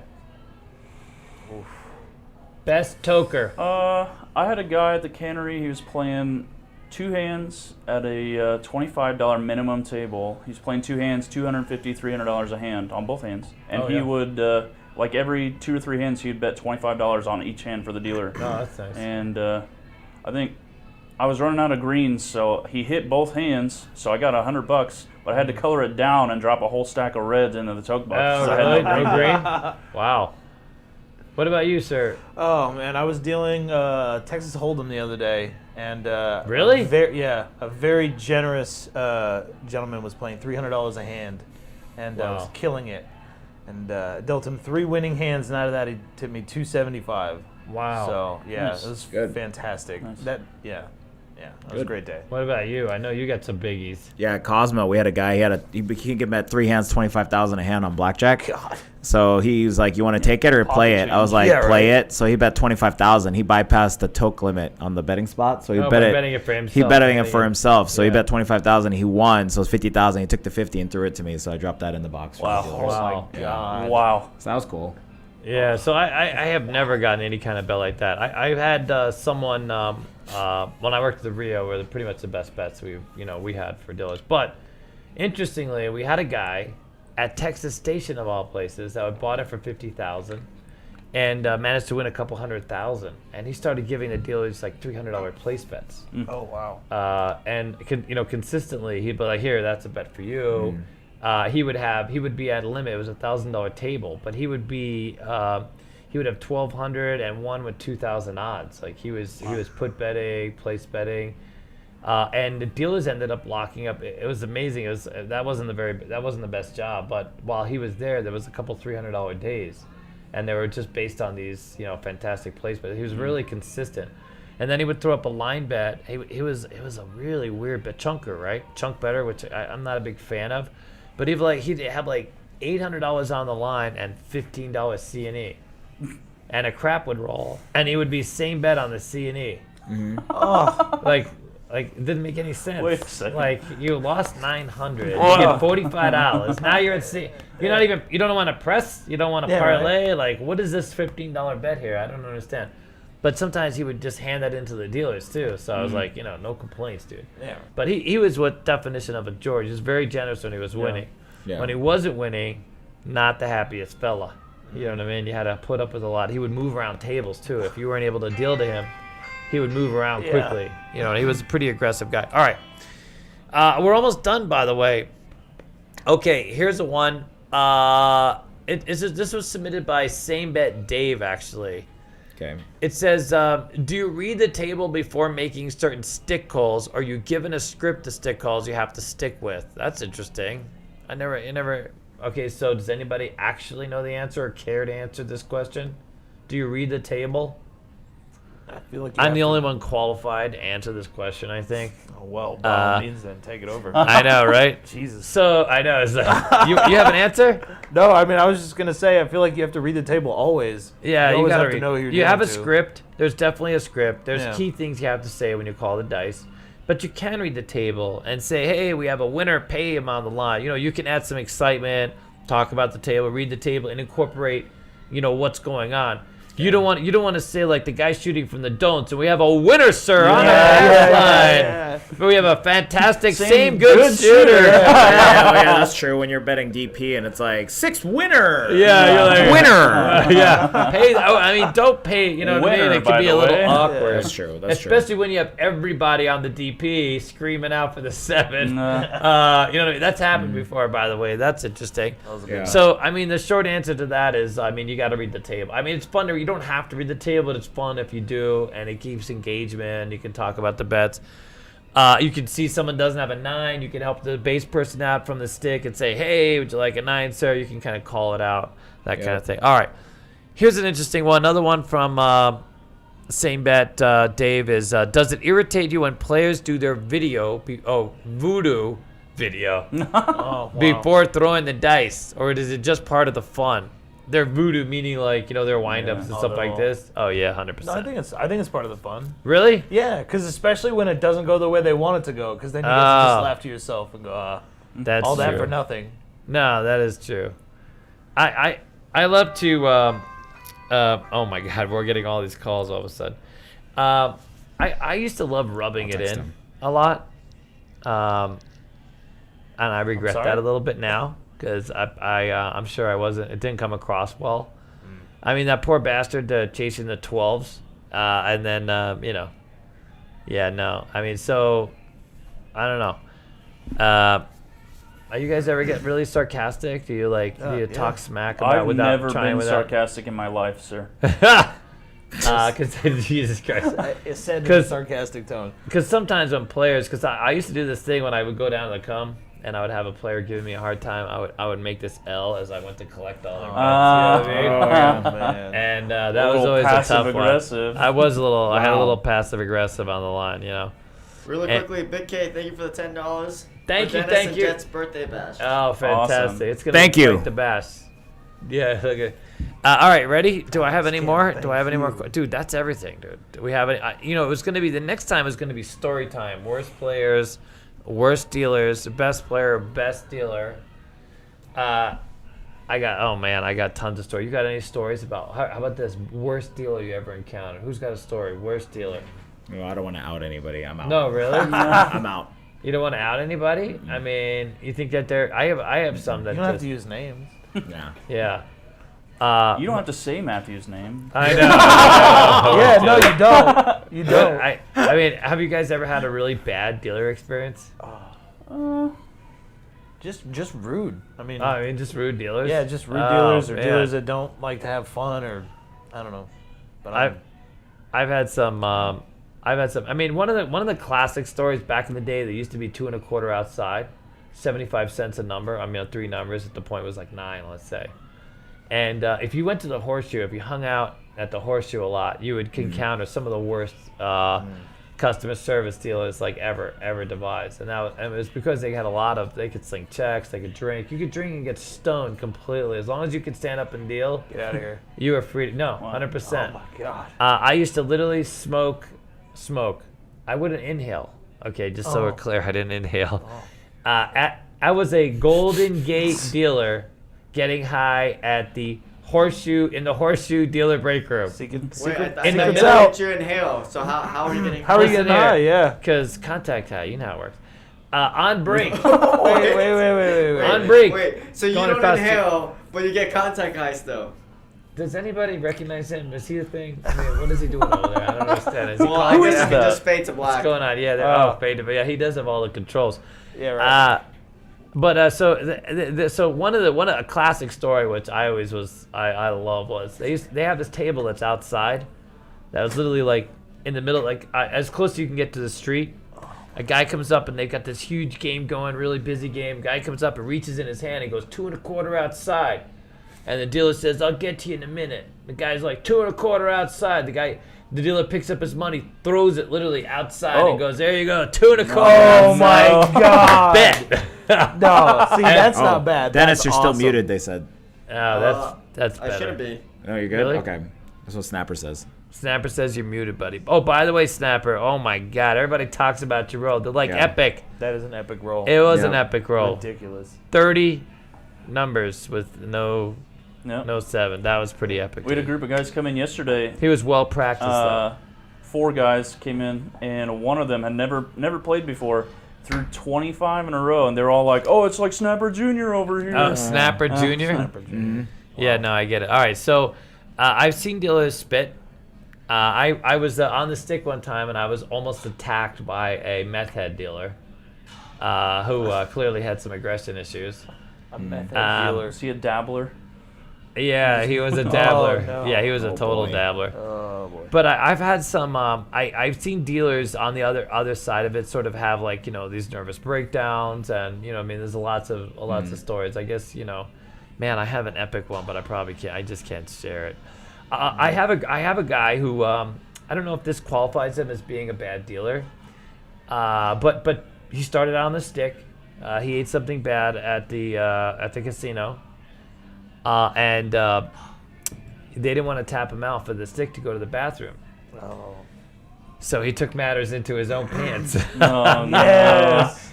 And he was such a Oh, trooper. He no. made it around to third base. He did the whole hour on the game. And he was like, screw you. No. And at some point, they were like, listen, we'll tap you out. It's no problem. Like, no. Nope. I'm no, good now. I'm I'm good now. fine Fine. now. Yeah, all right. Wow. I'm going to next time, take me out earlier. Yeah. And we'll work it out together.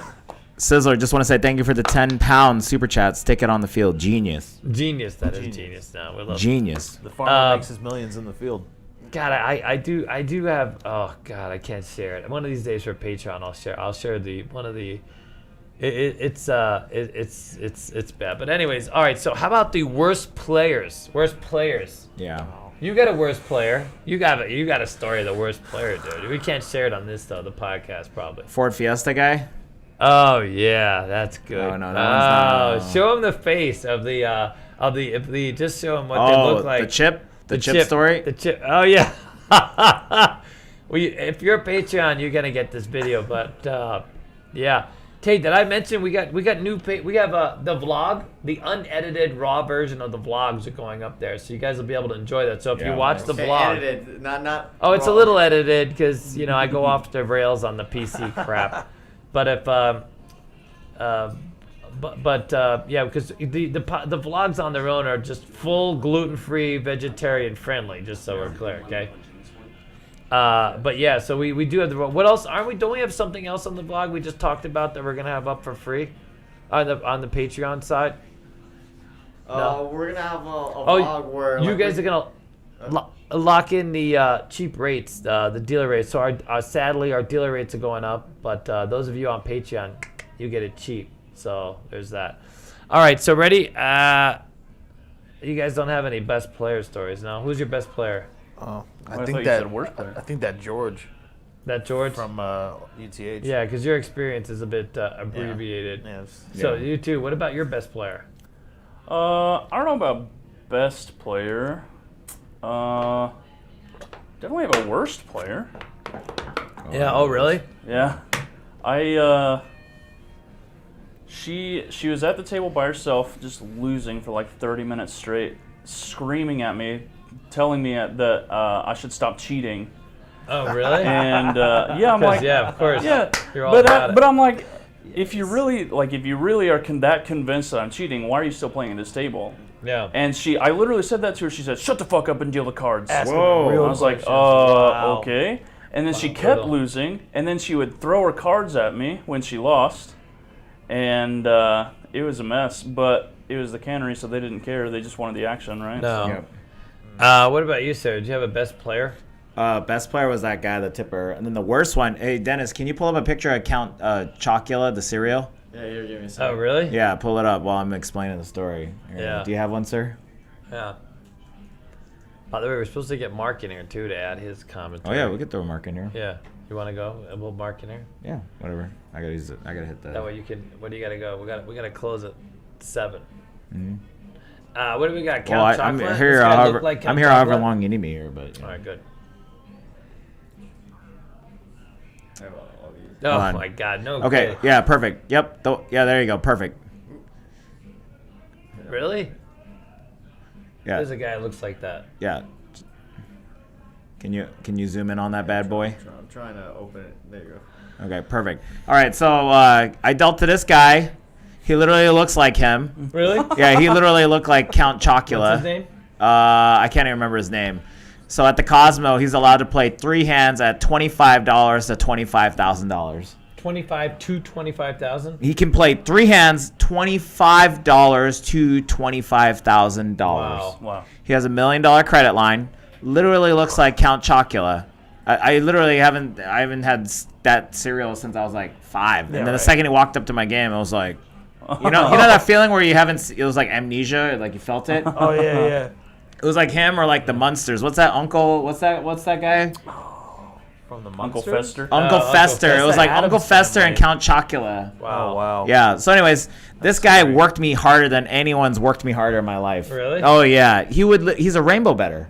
Oh, fantastic. He would literally go from. He Jeez. would bet like 678. He would have reds, greens, blacks, purples, yellows, Oh. and then he would literally just throw it out there. And then the worst one was like, it was 3 days, New Year's Eve weekend when we first opened Cosmo. He had a $7,765 bet. He hit a blackjack. He just stacked the chips on top. And it was Oh like my God. 17,000. It was another blackjack. Oh my God. Yeah. And then the worst part is when he has like a $19,955 bet, and then he goes surrender Oh my No. God. Yeah. for 3 days. Oh my God. For 3 days.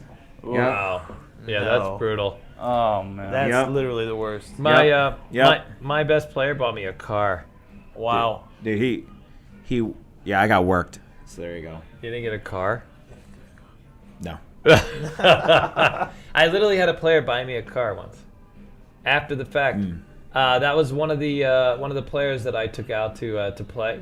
He was just a super wealthy dude. And I had a Pontiac. It was a Pontiac Grand Prix, like a mid-year, a little bit. It wasn't like I a drive a top-notch car. Pontiac. But he bought me a flipping car right before I came back to Vegas. Wow. That's crazy. In fact, I got a call to go to the dealership, and I was like, well, why the hell am I going to the dealership? And I was borrowing, at the time I was actually borrowing someone's car. I didn't have my own car. And so I go there, and the guy's like, he's like, we need to finish your paperwork. And I'm like, okay. Because I think that I'm maybe helping him. Like, he was a wealthy guy, and, I was kind of maybe doing a favor. It was very confusing because they made it, and believe it or not, I was really gullible. I don't know why I was so gullible, but it wasn't until the guy actually like, well, we got this Pontiac Grand Prix, we worked out a deal, and, it was only like 12 grand. It wasn't a very expensive car at the time. But I was like amazed. He was a regular. He'd come to play craps. I helped teach him how to play craps, and we went out and played a few times. And he was just uber wealthy. In fact, interestingly, I had no idea he was that wealthy. He didn't play at that level. He'd come in, buy for $1,000, buy for $500. He would come on the boat and play and enjoy himself. It was quite something. So I actually before I left, I'd already quit the job, but I thought it was weird getting something like that from a player. You know what I mean? Like, I wasn't sure if it was even acceptable, but then I was like, I talked to another friend of mine, Meredith, and she's like, well, you don't work for any casinos now, so what does it matter? I was literally in between. I was on my way to Vegas to get another job. I had already severed my ties. And because if I had still been working at the casino, so I mean, what would you do if someone literally offered to, because that happens, by the way, dealers sometimes, the person will want to tip you and they don't want to go through the casino. They want to tip you outside, Would you do it? It's illegal, by the way. That's called Ellis Island back in the day. Yeah, that was Ellis Island back in the day. Yeah. But I did spend a minute thinking about it and wondering like if this is okay to do this. Yeah. And at first I didn't want to take the car back, and he's like, I called him we had him on, this is before cell phones, by the way. We were literally like on the phone with this GM of this dealership. Yeah. And they're having a phone call, and I'm like, dude, I can't take this car, man. I mean, it's like, that's just silly. And he was like, do you have any idea, it doesn't, it's not a lot of money. It's only, it's not even the best car. I really appreciate all the things, And I was like, well, crap. You know what I mean? It was either that. I had this older Mazda that I was driving. I was like, well, toss that bitch. Get that Right? Yeah. But, I drove it for like the next 6 months. It was fantastic. Two things real quick. Rascal Merlin, thank you for the $5 super chat. Alex, I had a degenerate regret definition to degenerate Newspeak dictionary. I put it in the comments of your last upload with Timmy. Okay, I'll have to check it out. And then James, thank you for the $10 super chat as well. And it's a hippo on a chair doing a circle. Oh, fantastic. Yeah. We love hippos. I'm a big hippo fan. That's why I work here. Wait, what? Oh, God. I can't touch that one. All right. Well, do we have any feedback, any commentary, any questions? And then we're gonna make this one. I gotta rest my voice. We got school tomorrow. We gotta teach. Okay. And by the way, we have school is rocking and rolling. We've got we're getting busier. We have our SR class. We got a brand new craps instructor who speaks lots of languages. We got all the languages covered, dude. We have Chinese, Spanish, Korean. I don't know about that, but I know, right? It's like I can understand you. But we have everything now. It's amazing. Mr. Mark P, hello, sir. Just want to say hi. There you go. All right, good. So what do you guys have to add? Let's bring in Mark. You want to switch? Let Mark come in. Yeah, sure. So he doesn't lose. Mark. We don't want to feel like he got left out of the equation. You know what I'm saying? Yep. Bye, guys. By the way, Mark made a fantastic. He made his own hot dogs. Who makes their own hot dogs? Have you guys ever made your own hot dog? Who has the skill to make their own hot dog? I've never made my own hot dog. I know, he's a little bastard. He's like, ta-da. Come over here, Mark. Say hello Hot dog.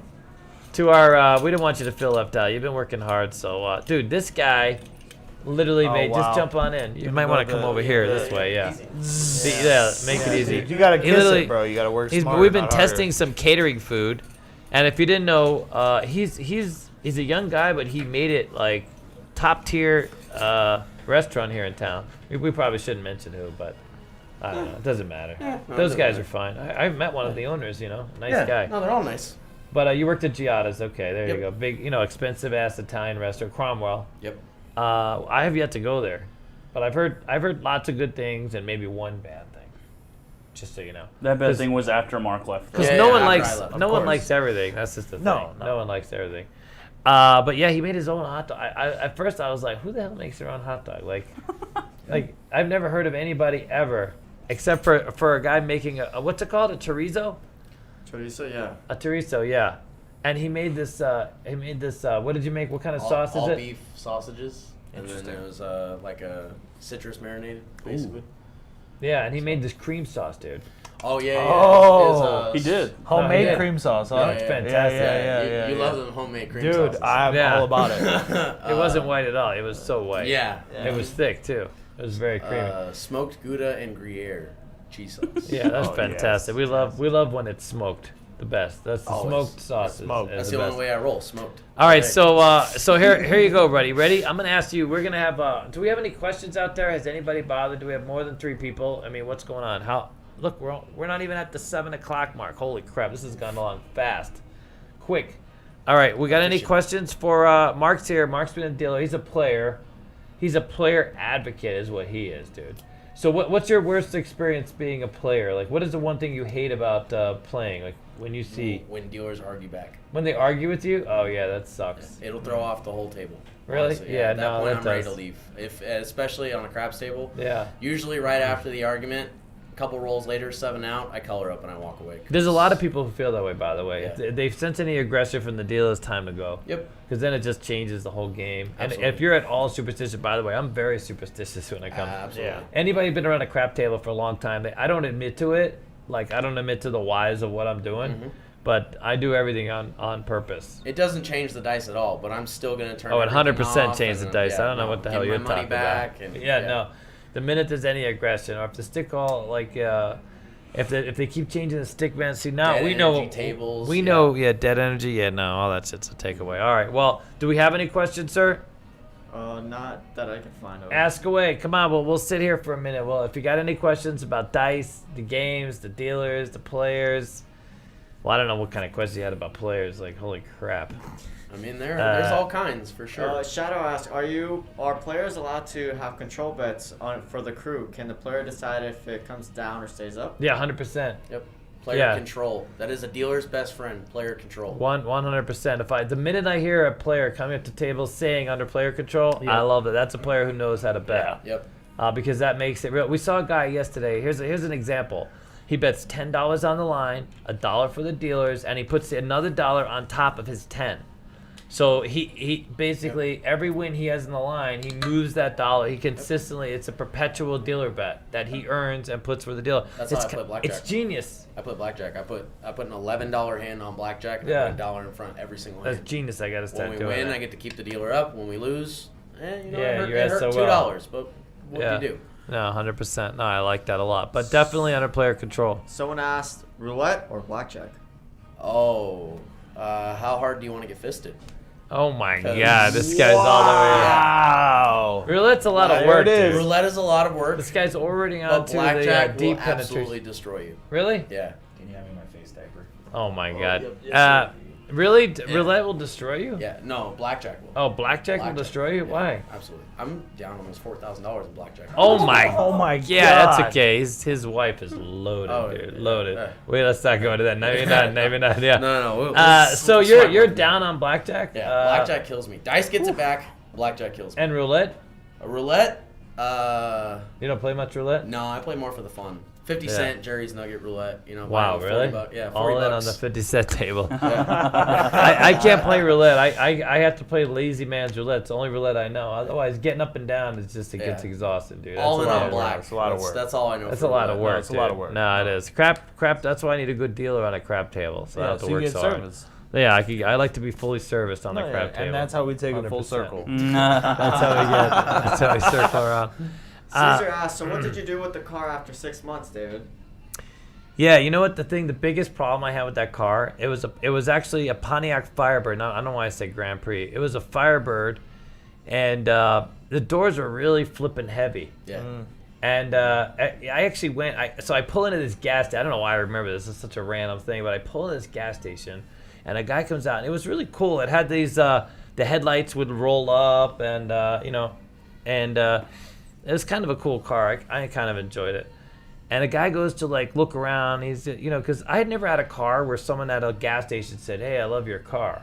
You know what I mean? I'd always had like I have a Mazda. No one comes up to my Mazda. You know what I mean? I love your Mazda. That's yes, fantastic. But the Pontiac had some curves on it, and he's like, "Yeah, I like your car." And then he went to open. I was like, "Yeah, fill it up, you know, or fill it around." Yeah, dude, fill it up. I love the headlines. Fill it up. Fantastic tailpipes. Yeah, God. no, Anyways, great. see this channel. So he went to open the door, and he goes, "Man, the doors." All of a sudden, he didn't like it because the doors were heavy. And I'm like, what? That's the thing that holds you back. The doors are heavy. Like, I guess the doors were kind of big, and it was a 2-door. It wasn't 4 doors, 2 doors, and the doors were kind of big. And then like a week later, I started hating the car because the doors are heavy. The doors are too heavy. No, seriously, I was like, man, these doors are heavy. No one's gonna like this car. All these first world problems. I know. I traded it in. I know. The doors of my car. Are And just then too heavy. now every time I go looking for a car, I'm like, man, are these doors too heavy? How do these doors feel for you? You know what I mean? Ever since then, it's so weird. I don't know. No, I don't know why that's even a thing. I suppose I don't know. The doors are kind of big. But anyways, all right. Well, yeah, that guy. It was quite something. I was a manager of a boat. I don't want to tie the time tail, but he was like literally, I was like either a day or 2 away from leaving town, and I had borrowed a car to get back home from a friend of mine, and I had shared this experience that I was going through this with this person just randomly. We were just talking about how I was getting out of town. And it was so weird. Someone buying a car for me. I was like, yeah, that's a weird thing. Yeah. I felt a little dirty. You know what I mean? Like I hadn't done enough to earn the car. Yeah. Maybe I should do more. I mean, I was one of those things where servicing is needed. It's full service right there. Yeah. Well, no, I mean, because I don't know, just like it was no value. Like, how do I get out of this car and there's like you're not getting any value out of this relationship? Maybe you know what I mean. But anyways, It was a free car. it was a free car. Yeah, no. I did. I don't know. I traded it here at the Pontiac dealership, and after only 6 months, I didn't have many miles on it. And I remember having this. I felt like they worked me over because I like. At the time I wasn't too attached to it, but it was an hour-long battle on how much they were going to give me for the car, and I was like, dude, that's it, I'm out. You know what I mean? Yeah. It turned out I got totally ruled over, but anyways, I got out of it. All right, what else you got? What's the craziest thing you've seen on the floor while dealing? On the floor? Oh, God, what's a crazy... I mean, that's a broad question. I've seen a shift boss pass out drunk in the middle of a pit. Ooh. Quite literally, and had to be hauled off by security. I've actually seen. So get this, all right. I don't want to tell you guys why this is a thing, but I will say that this. Do you guys have an experience? Because I have. No? Yeah, there was. On the floor of a casino. Go. Yeah, I was in a casino, and there was a small person, a little person of the Hispanic nature. Okay.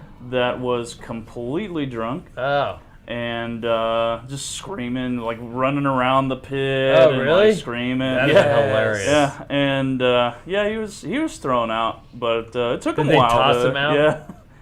No one gets I that gotta say thing. the Yeah, craziest go. thing that I saw, and someone took a picture of it and posted it online, but I actually saw it in person, was the mistress at the table with her dog person sitting next to her. It's literally this like dominatrix chick, and she's got a dude on a leash on his knees next to the craps table while she's playing. I've actually seen that. And he's sitting there like a dog, like the whole 100%. time. Yeah. There's a few of those out here. They come to Vegas because no one knows them. They can play these things out. We've seen that. The internet exists now. Yeah. We saw that at the Cosmo. They Sahara was where I was. And I saw Oh, really? it, Yeah. I think they've been around actually. It might even be the same couple. Same group Probably that the just same travels. couple. Yeah. Yeah. But yeah. No, she plays dice hardcore while he sits there just. Like a dog. Wow. Yep. Fun times, dude. Fun times. Yes, I mean, yeah. sure. You say so. Some people are into that, I Yeah. guess. Yeah. That's all. They have. They've had the furry convention here. You know the furry? You know the furries? Yes. You know furries? Yeah. I mean, I used to live upstairs God. from a couple, by the way. No. Yeah, they ate one of the dogs, dude. One of the dogs came to play, and man. we're looking Whoa! out. So we. Whoa. Whoa. You can't just say that nonchalant. Maybe ate one of the dogs. So you guys haven't Canceled, heard, deleted. I don't know if you heard the story. So I'm Here comes PETA. living at a condo, but I don't want to miss out on my takedown story. Just to remind me. But so I used to live at this condo, and underneath me were these dudes. They called themselves the Wolf Pack. And now the Wolf Pack is also, I think, either Reno is called the Wolf Pack. It's one of the sports teams that they follow. Do you know what I'm talking about? Or Tucson, Arizona. Oh, Nevada State College is the Wolf Pack. But these were the yeah. Wolf Pack for a whole different reason. Okay, they were different types of wolves. Wow. And they had a bear with them too, by the way. It was a wolf and a bear living together. Oof. Apparently so here's what happened. Before I knew they were the Wolf Pack, I'm walking downstairs, and I see this tall, skinny dude with these big ears, like Mickey Mouse ears. But I don't know what the Mickey. I'm like, right. We're far away from Disneyland. That's kind of a weird thing to have on your head. And he's really, really drunk, and he's asking me where this certain apartment. It was condos in an apartment, but it looked like apartments. Right. And I'm like, holy crap, that's right underneath me. You know what I mean? I don't know if I want to tell this guy where exactly that is, because he's really wasted, and I don't know what the hell's going on. And then he sort of walks in front of us a little bit, me and a friend of mine, and he's got a tail, like a long tail, dragging on the ground tail. No. And now I'm really sure I don't want to communicate. I'm just out of the conversation. I don't know if he ever makes it to because I'm literally 10 feet away from the door that he's looking for. Yeah. And it's all lit and everything. It's not really even that late at night, and this person's just completely wasted, out of their mind. So then I'm like, my friend's with me, and we're on our way out. We're heading to Dairy Queen, actually. It's my friend Mike. He's a big Dairy Queen fan. And I'm asking him, like, what the hell? Like, is there like Halloween, or is it's not Halloween, by the way? This was like, not Halloween. Yeah. Not Halloween. Some other day. You know what I mean? And I'm like, because I don't know what it is about because I've been around, just not around a whole lot of furries apparently. And he explains to me, he's like they all wear the suit, the suits. I mean, what do you want to wear suits? Like, it doesn't get hot. It's hot out here. Who wants to wear a suit? Yeah, like, I don't understand what's going on.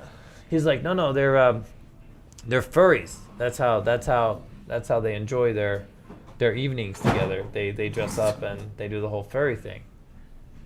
I'm like, well, he didn't look like he. But anyways, so fast forward a couple weeks later. And you knew when they were ramping up for their furry events, because all of a sudden the music would go up, and they would have music, and things would get a little rowdy, and the wolves would do wolf things, and the bear would do bear things, and you would hear these things. Oh. Yeah. Wow. And so would the birds and the bees do their thing too? I was just gonna say, sounds like a jungle. We would look out on our window, and so one guy comes up one day in a dog outfit, complete utter dog outfit, dude. Like I mean, you didn't even know what color it was completely decked out, man. Utterly. We didn't know whether it was a puppy dog or a full-grown dog, what kind of dog. And we saw him once, and we never saw him actually come out. We paid attention to it. We were like, we wanted to know, what the hell was going on. This dog never made it out of that apartment. I don't know what happened or where things went. It was interesting. They had, so it was a guy and his brother that were the furries, right? And they had their dad was this old crusty dude who actually owned the condo. And one day he came by, and they were so disgusted at something that was in the he pushed his wife through the side window, and dude, they're like 70 years old. He's literally pushing his wife. No, inside. Oh, inside. They were trying to make it inside this flipping condo. Oh my God! And they're making out, and she is literally like, if you don't know, if you go back, Nevada has a lot of people that are very religiously. They look like Mormons, dude, 100%. I firmly believe that the dad and the mom are Mormons, and they have this furry son having a furry event, and they, for whatever reason, they weren't willing to go in the front door because they felt like. And I don't know whether they were trying to take back the place, but he was pushing. And this, by the way, this is an older, dowdy, 60-year-old woman who is easily 100 pounds overweight, and he is a 70-something-year-old man trying to push this woman through the window. And I've got my friend there, and we're watching them, and we're debating like if we need to like engage in some way. Like, do we need to call somebody? Do we need to film this? Should we just wait to see this go south? And we're like, because we had to watch that, dude. We had to watch it unfold. It didn't go well, by the way, for the old lady. I mean, really went poorly for her. But it was such an interesting, like, who's pushing their 70-year-old or 60-year-old wife through the window of their son's place in the middle of the day, by the way, in the middle of the day, going on in Vegas. Holy crap. That dude. Gotta stop the furry meeting. Man, the furry thing was so. But dude, there's a few stories I can't share with that one because that really went. A lot of noise out of that place. Dude. A lot of really bad noise. There was one time we were forced out. We had to actually remove ourselves from the premises and go to like a hotel for the night because it got really. Oh no! And out here it's like there's really no noise. People can make all the noise they want. And what are you gonna do? You're gonna call about. You know what I mean? There's not much you can do, so we just sort of hiked out and just, so when I first moved out here, I stayed at a weekly down on the south side of the town. And I had a working woman next door. Oh, really? So you could hear customers constantly. Oh, really? Yeah, my goodness, bro. Oh God. Before the Wolfpack moved in there was this middle-aged woman with her young daughter that lived downstairs. And there was this maintenance guy, this really tall maintenance guy that used to like. He was the maintenance guy. Oh yeah, he was fixing doing stuff, bro. And cleaning out some pipes. Fixing some pipes. Yeah, he used to live catty corner to us. He's a really nice guy, and the woman was really nice. And they ended up having to move because the place got flooded. And it's a long story, but it turns out. That old guy owned it. He wasn't willing to fix like some of the issues that arose. So one day, they have this. Oh my God! I don't know if I can even share this. Are we gonna get demonetized? This I shouldn't even say that. But so I really liked this woman, and her daughter was so sweet, and they were really nice neighbors. They would come up. Well, there was a few times when they had like.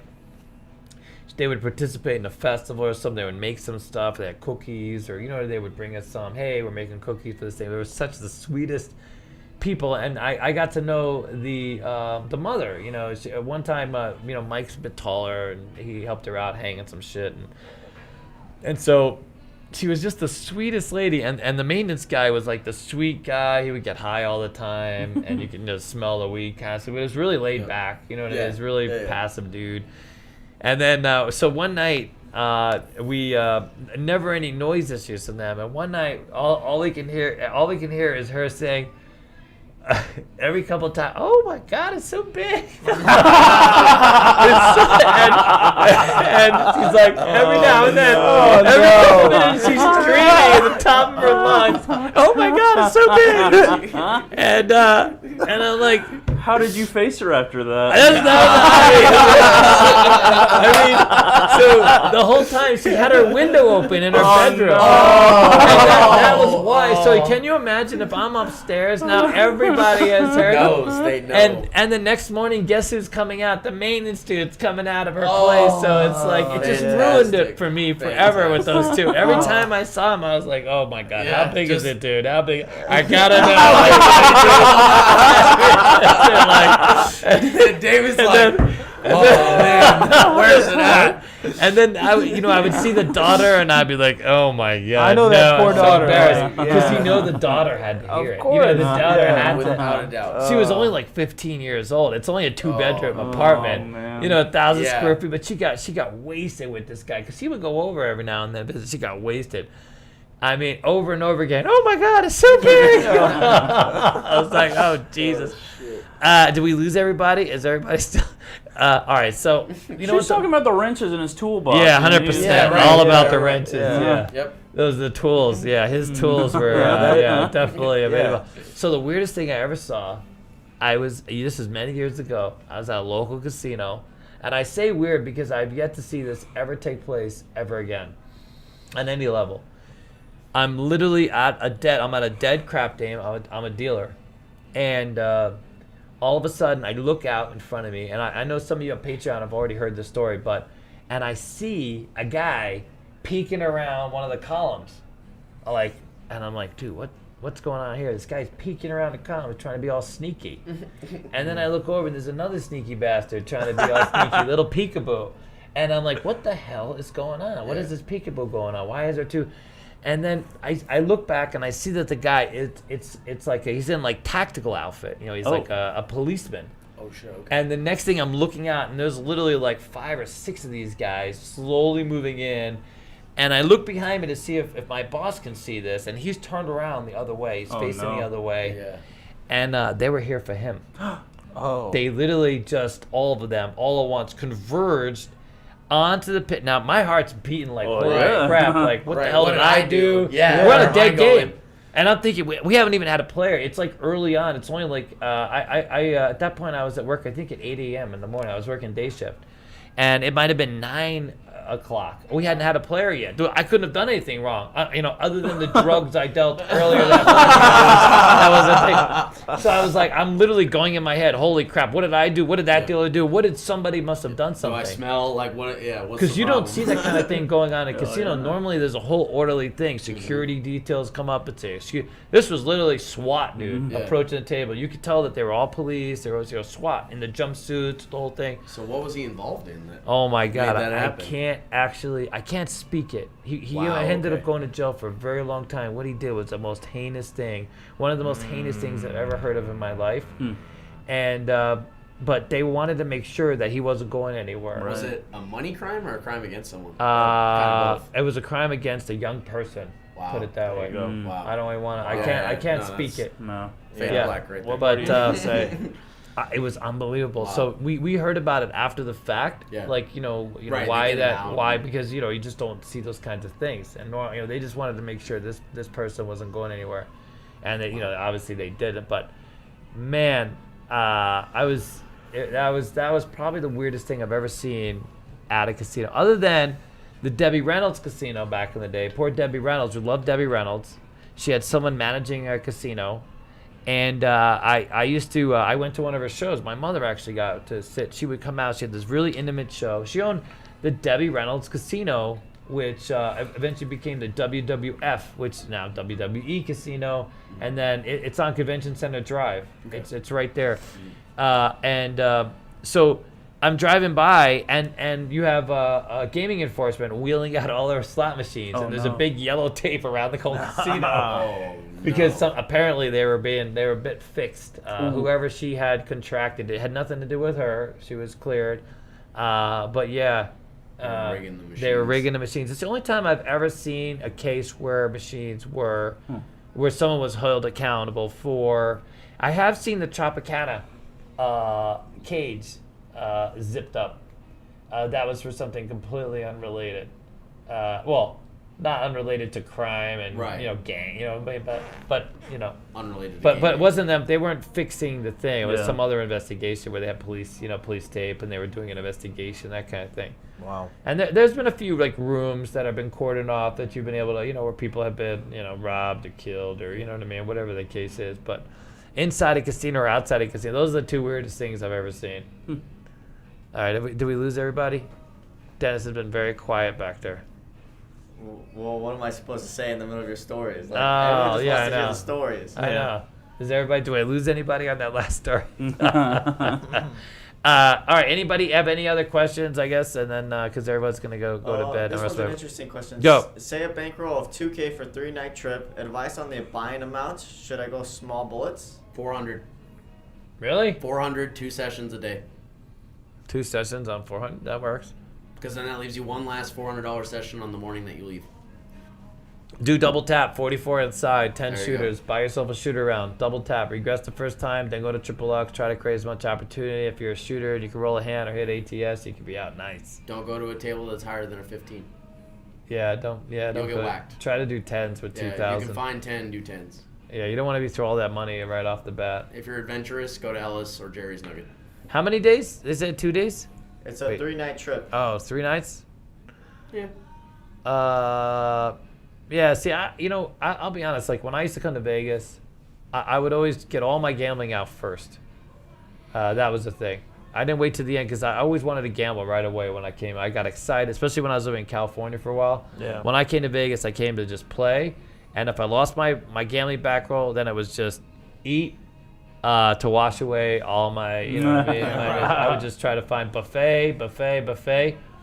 And I literally had this plan. Like, they introduced the MGM where you could buy into that one thing and you can eat all the buffets for the weekend or whatever it is, or for 24-hour period. 24-hour pass. I would do that if I lost. If I didn't lose, I would wait on that. You know what I mean? Of course.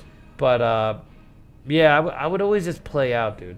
I wasn't one to even when I came to do slots, I would get all of it out. I would always go for the big money. I always did free play on big money, the biggest money slots. I never grinded free play. If I had $100 in free play, it all went to megabucks.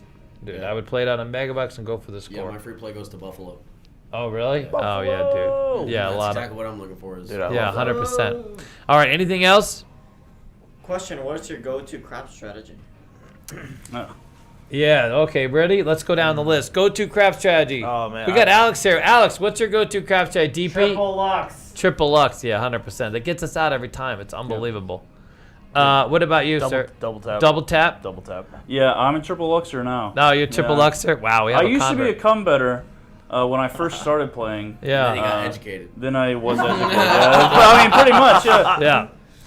I did the The same thing. only benefit of cum is cum itself. Yeah. Okay, you, sir? I did the same thing. I was a come better with no odds when I first started. Yep. Now I like. Well, I would at least take odds. I I mean. I didn't take odds. I was a flat better. Wow. The casinos loved me. Oh, they did. Because I play 6 100%. hours a night, just flat Step bets. right up, sir. Yeah. Here's your Yikes. buffet coupon. Oh, Thanks yeah, for no. stopping Oh by. no! Couldn't get comps. Are you kidding me? No, You don't yeah, get no. comps at a $3 table. No, that's true. But yeah, no. So my favorite is the double tap into the triple Lux. Yeah, 100%. I do the same thing. Because I still play conservative. Interestingly, the guy that always wins the most money between me and Alex is Alex. Because he stays on the triple goes Lux balls and the deep, pass line. yeah. He goes balls Yeah. deep. When he I gets mean- whacked, he gets whacked. But for the But- most time, he pulls himself out. I'm telling you, man, buying those shooters around the table, and if you guys come with Dice with David, you know exactly what I teach you how to. You manage your bankroll, you create tiers in your bankroll. You have you have to come with the money to play. So if you haven't noticed, if you haven't read the stories of Vegas, the Vegas win is through the roof because everybody's playing short money. People are coming to Vegas and the table limits are so high they can't play strategies that work for them or work within their budget. Yep. So if you have a $100 budget and you can't find a $5 table, but you have a $25, what are you going to play? You can't play an inside strategy or a double tap strategy on short money. Yep. You have to have a bankroll that meets the needs, so to speak, right?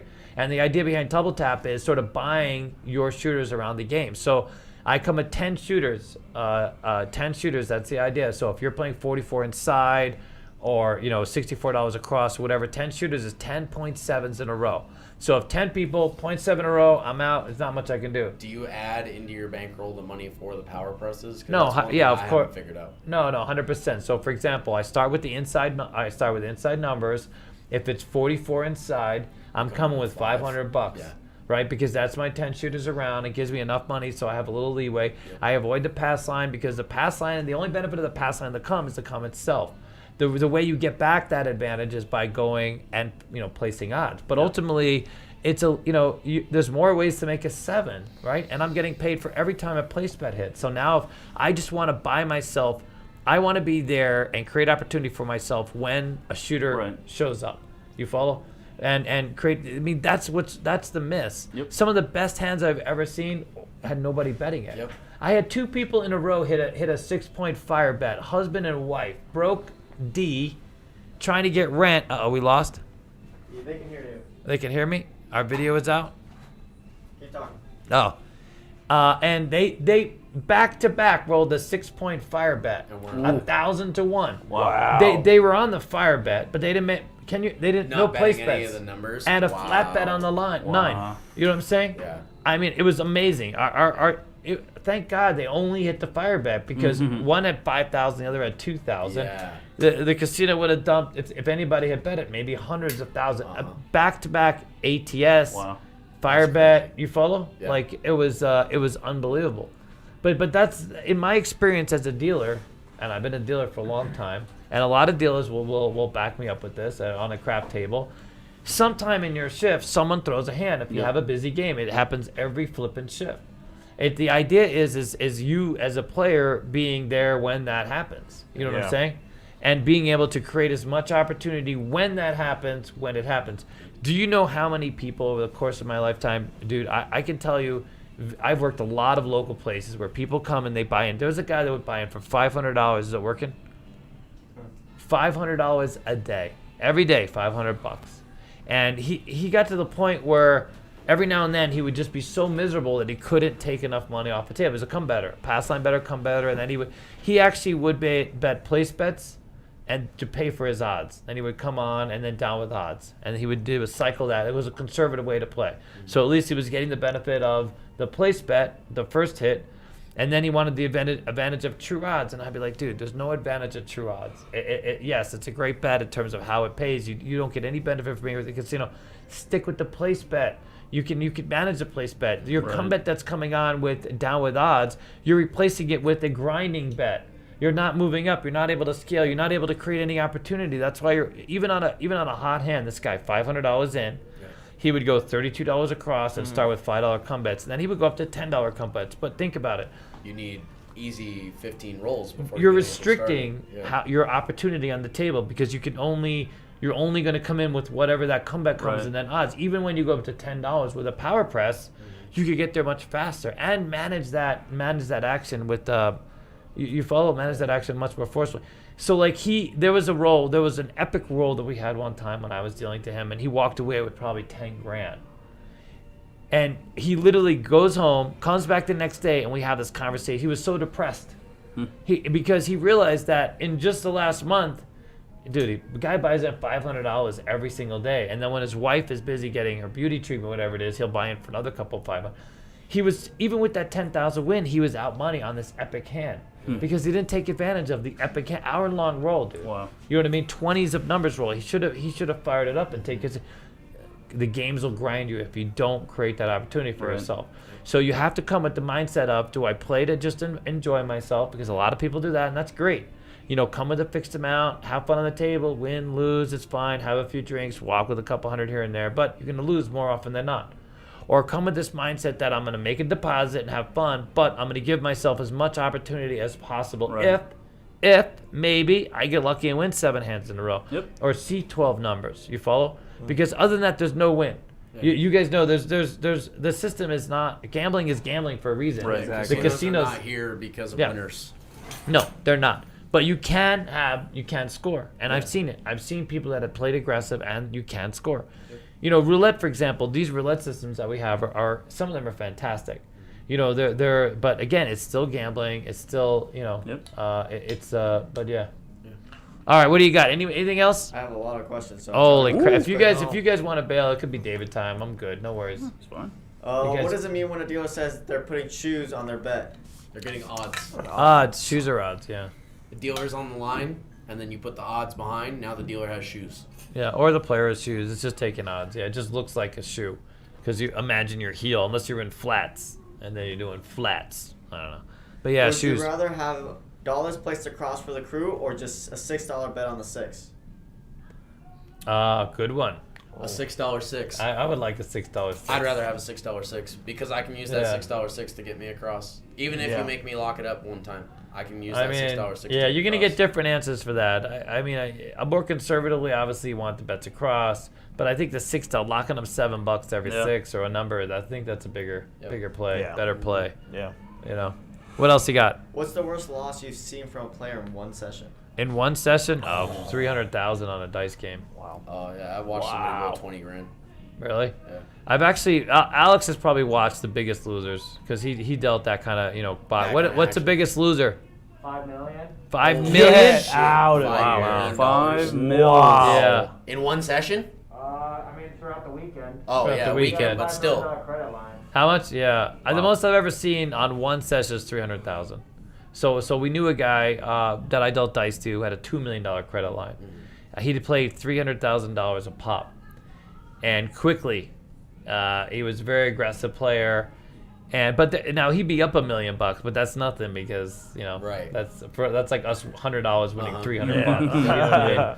And they loved him because he was, he just didn't walk All with a over lot the of place. money. He had terrible strategies. He had these weird superstitions. And I've always found that people that are stuck on a lot too many superstitions, it takes away from their ability to play the game. Always. There's a guy that doesn't bet we have a player here that doesn't bet the 5 and 9, so there's a reason for that. But he has a system to kind of but there's another guy that doesn't. Alex knows a guy that doesn't. What is it with the 9s or the 5s, or he doesn't like to get paid? Is that your guy? Which guy? The guy that doesn't like to get paid in 9s? No. So okay, this is another guy. This is someone else. But so there's this guy that doesn't like to get paid in any multiples of 3 and 9. So he can't bet. He has this very weird. Yeah. I've never heard of that. No, and so it's on a dice game too. So he has this really weird way of playing so that he doesn't get paid. He has really superstitious. He's into numerology, and of course he never wins because how do you have shocker, a dice right. game? Yeah, Shocker, you're where doing you too much. like You're you doing too can't get much. paid in certain. He doesn't make bets that will pay him. It's either a 3 or the 9. He can't see a 9 on the table or a 3 on the table. Like if he sees a 9 rolled, he comes down. I mean, it's just strange, you know. weird. Yeah, it is. It is odd. That's probably one of the oddest players. The worst player I ever had was Aria, but one of the oddest players is this dude. They have another guy, by the way, who some of you guys know who he is. So imagine this: nobody ever in this town will take a $50,000 place bet. You can't play $50,000 place bets. Yeah. There's only one casino left that will take that action. So $50,000 a number is $320,000 across. Now, can you imagine there is actually a player that bets $50,000 place bets at this one casino, and he's been doing it for many, many years, okay? His credit line is $2-3 million, whatever it is when he comes out here. And the reason why they let him play, he's never walked with any money. Wow. He's literally never. So he's a player who just plays to exhaust he just never walks. Yeah. So the casino's like, sure, go ahead, and here's your buffet coupon. Yeah, Enjoy. right. Anything else you want? Yeah, anything Can we else. get you a watch while we're at it? No, 100%. He because if you suck so bad, and you as a player, by the way, know this. If any of you come into some huge lottery win, right? And all of a sudden you start betting big and you wonder how the casino's being so generous, letting you have these big fat hands because they're very confident that you're not going to walk a winner. Yep. I mean, that's really where it's at. The first time a casino told me that I could play 3 blackjack hands at only double the minimum, Yeah. I didn't play at that casino again. Really? Because I had never walked. I did the Yeah, same never thing. walked, yeah. I don't leave with money. I'll sit there for 6, 7, 8 hours, not Yeah. walk with anything. So Yeah, they just love you. Yeah, so they that's a thing. I had players like that, contract players who are allowed to play at different levels. Most of the time is you can't. They don't want you chasing the bet, especially if you're super uber rich. A guy like Kerry Packer or some of the bigger players that had the horseshoe. You hear about these big hands. The idea is you can't start at 5 and martingale your way to $1 billion because you'll always win. You know the casino will never beat you. So it's first in is last out. You know what I mean? So the horseshoe basically would say, listen, you want to play $25,000 a hand, that's fine. That has to be your starting hand. That's where we're going to go back down. No, you can't. You can't. They don't want you martingale the hand. You know, you can Gotcha, play okay. 25,000 a hand. You follow? That's it. I mean, that's basically it. They might give you some range or some working out, but there was an epic story about a guy, a dentist, who played $1 million. He wanted to play $1 million, and they're like, listen, that's all you can play, $1 million, and he did. He won it the first year, and the second year he lost hand. So the first year, and I've had this verified, by the way. By a boss, but some of you guys out there who have actually dealt the horseshoe know the story firsthand. I don't know the story firsthand. I've actually heard it from a couple of people who have confirmed it was a dentist. He ended up dying. He ended up killing himself, by the way. Second year, lost that money. So anyway, so he bet the $1 million in a suitcase, and you know the horseshoe paid him a suitcase with the $1 million in it, the same suitcase. They actually looked it up. The suitcase is like a Samsonite. They're like, okay, we got to go get a Samsonite. You know what I mean? $1 million in cash. It literally because they sized right into that bad boy on the line. You know what I mean? Get out of here. Kinda cool. I mean, they had to wait, but that's how the story goes. Like he literally had it in a container, and they paid him the container plus the money. Wow. And then the second year, that was like that didn't happen, obviously. So like, you know, that's sort of the threshold of betting. All right, what else you got? Someone asked, would you agree that the biggest fantasy is to double your money at a casino? Double? Double. Dude, Double. 10x. Yeah, You're right? satisfied Like with 10x double, you shouldn't be everything. gambling. Yeah, no, double Go is to the not stocks. a gamble. Go to yeah. the stocks. Yeah, or just play Keno for double. There Actually, you go. Play Keno. No, Keno is like 100 times, dude. One nickel pays you like $500, dude. You kidding me? That's Maybe the your Keno pay. machine. Not yours? I get milked. That's where Yeah, that no, is. not the double fantasy is not. The fantasy is really the $1 million. Yeah, the $1 million win. The progressives, the big jackpots, the Wheel of Fortunes. That's the fantasy. I want to walk away with a chocolate chip when I bought in with a yellow. Oh, a chocolate banana, sir. Get that Yeah. $6,000 payoff. There you go. Yeah, why not? 100%. take Chocolate it. bananas, dude. Yeah. So my walk, believe it or not, is if I buy in for $100, I'm looking to lose $100. That's just my entertainment. I was about to say I don't eat out a lot, but that used to be the case. Not so much now. I eat out a lot because we don't have a lot of time. And I walk with $1,000. If I don't win 1,000, I'm just there to play. If I win 300, I'm still playing. I don't see that as walking money yet. Yeah, you I sit used there to and grind it. but I would grind it. So I set limits for myself. The minute I get to that 1,000 though, I'm out the door. Like whatever my bankroll is, whatever I'm trying to win. So someone asked me the other day. I used to play this $1,500 strategy on a crap table, and my walking was 5,000. And there were many times when I would have won. I was up 3,000, but it wasn't enough. I had to be up. I had to have a total of $5,000 in my rack. You need follow? one check to go to the cage. I literally needed 5,000. Otherwise, I was just playing. Yep. And you have no idea how many times I was at that $3,000 range. And I was at Caesar's Palace Forum Shops playing the $1 Million Babies, the most epic slot machines ever. I loved them, dude. They hit a little too frequently though, because they used to come up and wheel up $1 million in a wheelbarrow. Wow. You didn't have to wait for some annuity. They literally had wheelbarrow. Here's your cash, $1 million. Wow. Congratulations. It was right outside the entrance to Forum. It's all been redone. Mm-hmm. Me and my buddy, I started there. So we bought it for $21 on this one machine one day. We each won we won $600. We split it up, played $300. I won $3,000. Within, I got, this was back when they had to like fill up the hopper. They filled up the hopper 3 times to me. $3,000 I was up, okay? Cashed it in, went to a crap table, lost all but $500 inside of 15, 20 minutes. Ouch. And I actually, it was a long story, but needless to say, I did go to the ATM at one point, sadly. Yeah. But I got out. I chased. That was one time when I actually chased and got out. Had an epic hand on the dice game. I managed to get out. Not with all the money, but still. Because can you imagine winning a jackpot on a slot machine and then losing that on a Everything table? and chasing it. On a table. I mean, it's almost like absolute degeneracy. Yeah. It's like on That another hurts. level. That was Just it was- almost? It was brutal. Yeah, It my was wife's brutal. good at that though. Oh, really? Let's call her out. Yeah, my wife's good at that. Wifey's not watching this podcast, huh? No. He saw that bus coming and threw her right under. All right, what else you got? All Talk right. about super chat from Tacoma. Holy Says, smokes. just saying hey, like to the chat. I'll be in Vegas next weekend for my birthday. I'm Fantastic. Stopping by and saying hey. Hello, Awesome. hello. Thank you. We look forward to that. We'll All see right, what you else soon. we got? All right, 2 more questions and we'll call it a day. Oh, 2 more questions. Now I gotta. Oh, you don't have 2 now more? he's gotta We work. don't have 2 more. Ouch. No, he's That gonna look hurts. through them That and find hurts. 2 good ones. Oh, really? He's got so many. No, yeah, I have so many. Really? Yeah. Well, that's fun. Let's Have fun. see. Come on, Alex. Come on over. Here, grab that chair because he can pull you up on the thing. Oh, He's got a big viewpoint. Oh, do we close the doors? We close the door. Yeah, we're good. All right.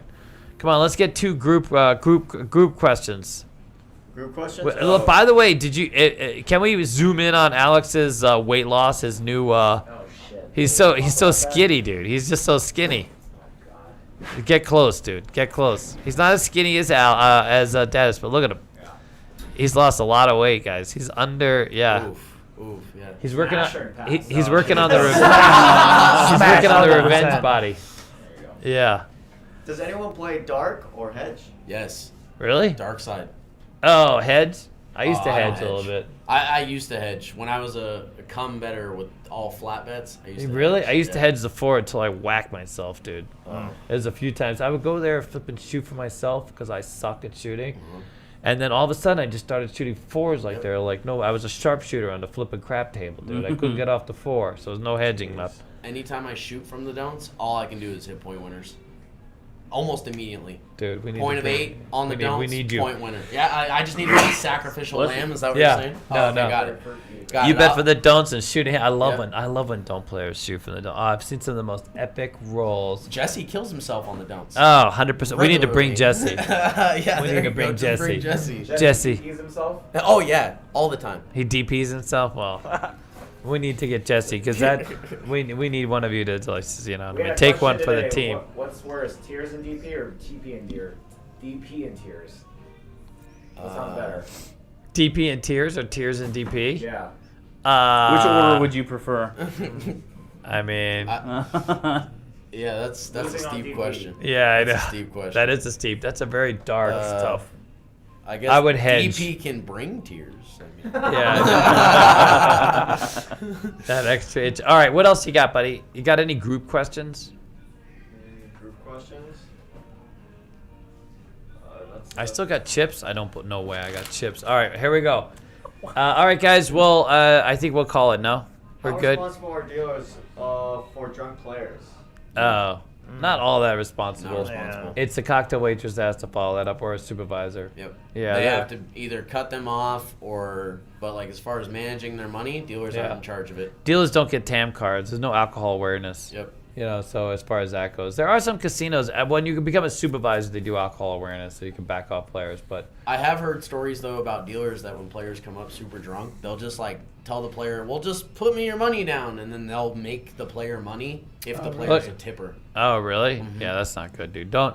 By the way, a dealer that manages a player's money is a bad recipe. Dealer. That is a bad dealer right Yeah, there. bad. I've only ever done it a few times. One of the times with Bruce Willis, believe it or not, and only because Bruce wasn't gonna walk. He was playing wet money, Right. and we are just having fun with this little bit of money. Craps wasn't a game he was willing to play, so it wasn't going anywhere. You know what I mean? But I've been in a situation one time where I've had a really high limit player walk up and ask me to run his money for him, and I did it.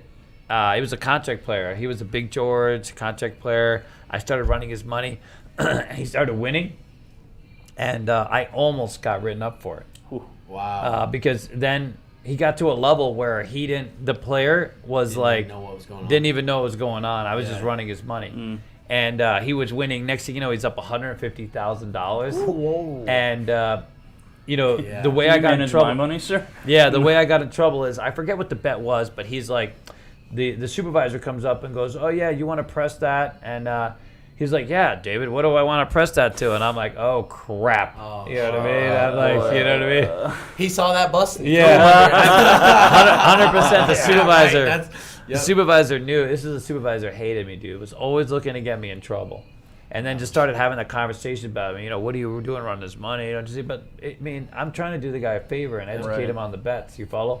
But it can go the other way too, because if you tell somebody what to do or how to make a they bet, start losing. and then bad, they it's lose your and it fault. goes badly, then the player hates you. Yeah. So you can take it from the front and the behind all at the same time. You know what I'm DP saying? right there. Like there it is. That's a lot of DP That's action. DP all day. So you got to be careful and just let people, but like, hey, if they ask you a question specifically, say, listen, on the 5 and 9, for example, pays 3 to 2, you want even units, without telling them what to bet there. But if you still want to keep a 5, that's great. You know what I'm saying? Or you come to Casino Quest and you let the dealers run your money for you. Now we can, that's why you can come here. You want to Yeah. learn that scale, you want to learn the betting. You come to Casino Quest, you can Yep. learn all of it. We'll Yeah, do exactly. it for you. We'll explain it to you. Make it fun. No, we'll make it. Yeah, no, we have some great dealers here. It's fantastic. All right, guys. Last question, quick question. Okay, got Do they it. like crapless craps? Yeah, we got to start teaching at the school, dude. Oh yeah. Do you like crapless craps? I don't. I don't. Honestly, I don't. I think it takes away from the experience, and no dark side kind of hurts. Yeah, there's no DP. Yeah. Gotta have DP. I'll Uh, even lay the 6 times to win 1/6 of my bet on the 2 and 12, but I want to be able to lay against the 2 and 12 on the don'ts, not on a straight lay. I don't want to have to pay the commission. you don't like the straight lay? Mm-mm. Yeah, I understand. Can't have the straight lay. I understand. He wants to work for it. Yep, Yeah. Yep. I gotta Yeah. go through the don't come, and that way I can get there. Yeah, 100%. What do you guys? You guys like? You have crapless craps. Yeah, I don't know. It's okay. I hit a point at 2 the other day. I was pretty excited. To be Yeah. honest with you. Yeah. That was kind of cool. It's cool. It's cool to hit fun. the 12. And, Yeah. you It's know, fun but- to experience, but Nah, as it far is. as like an actual sitting to play game, I hear people come in here now and they tell us, yeah, no, I really prefer crapless craps a lot more than regular craps. That I mean, yeah, hey, you know, good for you. That's your personal preference. But If you're a horn better- I love. If you're a horn better? Yeah, if you bet on the horn like all the time, sure. Yeah, there you go. That's Working perfect it. for you. It's a perfect game for Yeah, you. you're aiming for those numbers Yeah. too. But We have to add it at the school. Crapless Craps is spreading. It's like a virus now. It's gone to quite a few MGM properties. There's not a single strip property that doesn't have it now. Well, so there's no license. So Bob Stupak developed a game, or under him. I'm sure someone did it for him. But here's a little bit of trivia. Who was the first casino other than Vegas World, not Resorts World, Vegas World, to have Crapless Craps? Does anybody know? Anybody but me know the SLS. answer to this? No, not the SLS. The very only, Yard. Nope. Nope. Let's just say it. There's a pizza place currently in play. No. No. So it was Little Caesars. Oh, the Little Caesars Yeah, Casino? Wow. Little Caesars across. Where Paris is about. Yeah. Where Paris is now. And so he gifted the Crapless Crab Table to them when he won. He middled this to team bet. It was like when was it? 1970s or early 80s? I forget. And he gifted them the Crapless Crab Table and a car that sat outside the casino for a long time. And I went there when they had it, and it was the only Crapless Craps bird game, 25-cent table in That's town. kind of cool, though. So you used to be able to bet 76 bits See, I'd play on that. the two 75-cent place bets all the way across. It's kind of fantastic.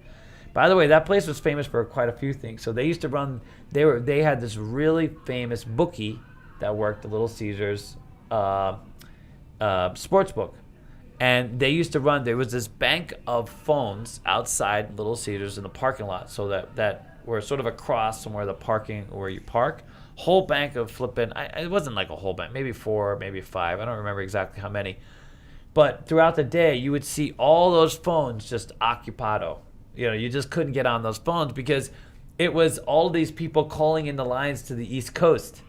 So they would call in. The minute the lines got posted at Little Caesars, all these guys would be calling them in to the East Coast to make for the illegal bookies to take bets, to take action in New York and East Coast, Philadelphia, whatever the case was. They were getting all their lines to Little Caesars. Wow. Not all their lines, but this guy was like famous. That's how they made, that's how they really made a name for themselves. There was another casino in the other end of that strip mall, and Becky knows the name of them. Man, I forget what the hell, but she worked there. She didn't work at Little Caesars, but the other place. Little Caesars was sort of a break-in. It was a break-in house. You had if you wanted to get on the strip right out of school, it was basically El Cortez, Golden Gate, or maybe Little Caesars there. But it was a shithole job. I mean, it was a 25-cent crapless craps game. It wasn't all that. But yeah, that was Stupak's game. I know. Did I say that a lot? It really was. It was a terrible job. Just to be on the strip, it was a terrible job. But that was true with like Westward Ho, Slots of World. What was it called? Slots of Fun. Slots of Fun. They were all, God, it wasn't worth it. All right, what else you got? Anything? Okay, can we call it a day? Yeah, thank you for the $10 super chat to Thomas. Give a lanyard and draw on me, but I'll spam the word too. Oh, wait, we got to do a giveaway. Holy crap. All right, guys, you got 2 minutes to get 100 likes. Do we have 100 likes? We have 87. Oh, my God. wow. And we're going to get, this is the very last, I just took it off the front. It's the very last one we have. Well, this is the Las Vegas Casino Quest lanyard. And if we get to 100 likes, we'll time it. It's taking my inventory just because we love you guys so much. We do love you guys. And wow, we got a few bookings. And I got 10,000 steps done. But besides that, and I got 10,000 steps done, but isn't no that big deal. great? The watches, I got 10,000 steps. By the way, this works if you're in the heat of the moment too. It kind of measures your steps, which I don't remember doing any steps, but apparently it counts as steps. Just so you know. I got 3 steps in. Yeah, 3 steps in. Wow, that's I got a easy step and win a half. there, buddy. Wow, holy crap. All right, so 2 minutes. So let's do the countdown. In 2 minutes, if we get 100 likes, because that's all the time we got. Well, we're at 97, so. Oh my God! Really? Wow. Let's go. It's just that We just need 3 easy. That easy. Yeah. All right. And then you guys figure it out. So Casino Quest lanyard, and then out the door. Good. All right. 98. Really? I'm literally waiting for the last two. All right. Well, we got to time it. We don't Click know. that like Okay, button. bam. They're all Click logging like. in on Oh, my hold on. We got a I minute got left. Oh, I think we got it. We got it? Follow and Yep, we got it. subscribe. All right. Casino All right. Quest. Bam. We So made what's it. the word? What's the word? What's the word? The bird is the word. Bird is the word. I mean, the bird's Yeah. the word, right? Yeah, bird is the word. All right. No, Alex is gonna pick it, right? Alex, Okay. what do you got, buddy? No pants. Oh yeah, no pants. No pants, 100%. Dude, that's a medium shirt you have on? Yeah. Holy crap. Yeah, I me know, too. Looks like a large. Someone said bricked up. Yeah. Oh, bricked up? Oh, shit. Oh, wow. Bricked up, I know. Yeah, that's like the word of the day. You know how they have like the word of the day? Yeah, do you get the word of the day? The dictionary thing that gives you a word of the day. The minute they send me bricked up, I'll know it's real. Yeah, because they're always listening, Verified. dude. You ever have like some random conversation yeah. with somebody, then you get home and you're online, and then all of a sudden there's ads for whatever the hell you were talking about? Yes. Yeah, they're Okay, listening for like sure. weird ads that have Now you're unrelated listening to for anything bricked up else. to come I was through talking. the Yeah. dictionary. I was talking about a Mediterranean restaurant the other day, and then lo and behold, I'm scrolling through Instagram, and Yeah. there's Mediterranean restaurant. No, I'm like, there's something good up with that, Lord, dude. come Bricked up on. is coming, dude. Yeah. Are you bricked up?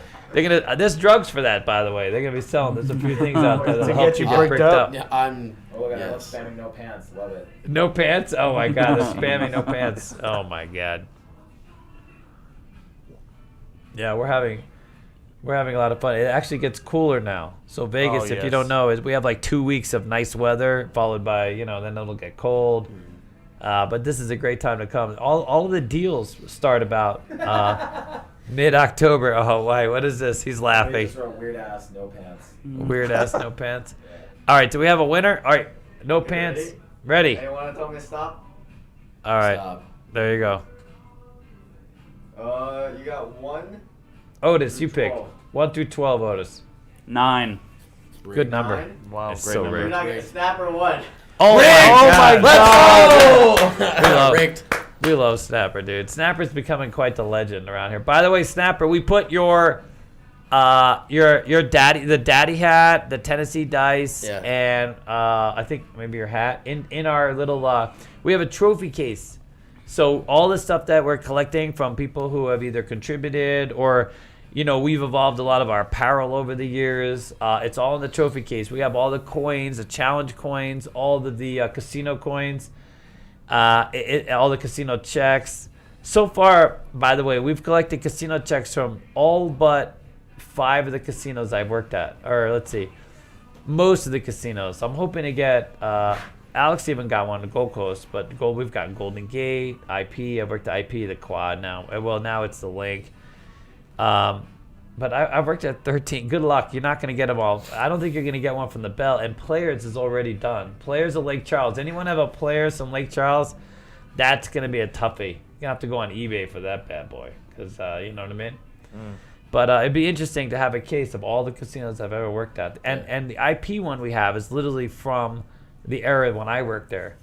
I worked there Wow. twice, sadly. Sadly? That was my, that was my... You went back to that place? My after? rebound, yeah. But I knew someone that worked in HR, and she'd have mercy on me and hire me. Because if I really needed a job badly for whatever reason, Gotcha. That was like I- the filler while you looked for another one. so interestingly, I'm sort of the same person now. But if ever I was like mistreated, I would just quit, dude. I didn't give a fuck. I didn't think about, oh God, I gotta pay rent, or I was just never that person. I always felt like it'll work out. Didn't always work out, by the way. Yeah. You know what I mean? But I was sort of like, but the IP was always like, okay, I could just work at the IP for a couple weeks, make some money, or not make some money, as it were. But all You get paid right, to go to work for a couple weeks. yeah, that's that table job was awful. Oh, wow. What happened? Paul, thank you for the $100 super chat. Oh, wow. Paul, my God. Paul. I know. Gain inspiration. Thank you, sir. I appreciate that. Wow, that's fantastic. We have the best fans. The best. We really do. Does Paul need me to take my shirt off or something? I know, for right? $100? I feel like we haven't given enough there. Yeah. Any volunteers? Yeah, but the one thing I miss about Vegas, believe it or not, other than like some of the there's a lot I miss about Vegas, but the interesting thing is that I miss the ability to when you were a dealer back in the day, you didn't even fill out an application. There was no portal. You just showed your skills, right? You just showed up in black and whites, and if you passed, you got hired. And they'd be like, here, put your name down here. Because no one cared. You made all your money in tokes. What check? Yeah. Who cared about the paychecks? Just take that for taxes. Leave me alone. You just, came in, picked up your tokes, and you were on your way. Yeah. You know what I mean? Interestingly, I worked at the Westward Ho before I was a dealer. It was my first actual casino job. And I'm very confident. I think I wasn't even 21. I'm not really sure exactly, but I was like, no one cared. It was like, yeah, don't worry about it. Just come over here. You know what I mean? Here's this. Yeah. I worked change there. I worked on the change. Wow. But yeah, so it's like I missed that part of it. The kind of FU. You could be like you could go out and have a late night. Free spirit dealing. Yeah, and just not show up for work the next day, and then show up at another casino, and be like, "Yeah, I need a job," and they never cared. They didn't ask you what casino you came from. They didn't ask you if you gave notice. All they wanted to see is you deal. And if you were a dice dealer, oh my God, dude, you wrote your ticket. You know what I mean? You didn't have to deal any other game, dude. Just dice. You just showed up. I can deal dice. Here you go, sir. Step right this way. Yeah. But also that was when all the casinos, they weren't owned by one guy or two guys. Most of the casinos were independent. Independence. You know what I mean? And if you want to do some drugs, you go work for one of the Binions or you work for Bob Stupak will do drugs with you. You know what I'm saying? Like, it was open. Wow, Yeah, I know. There was even one of these days. Yeah, I guess that business owner has changed. Hey, I guess. If can Steve Wynn sue me out of existence if I talk some smack? By the way, I got some. Yeah, I know. He said yes.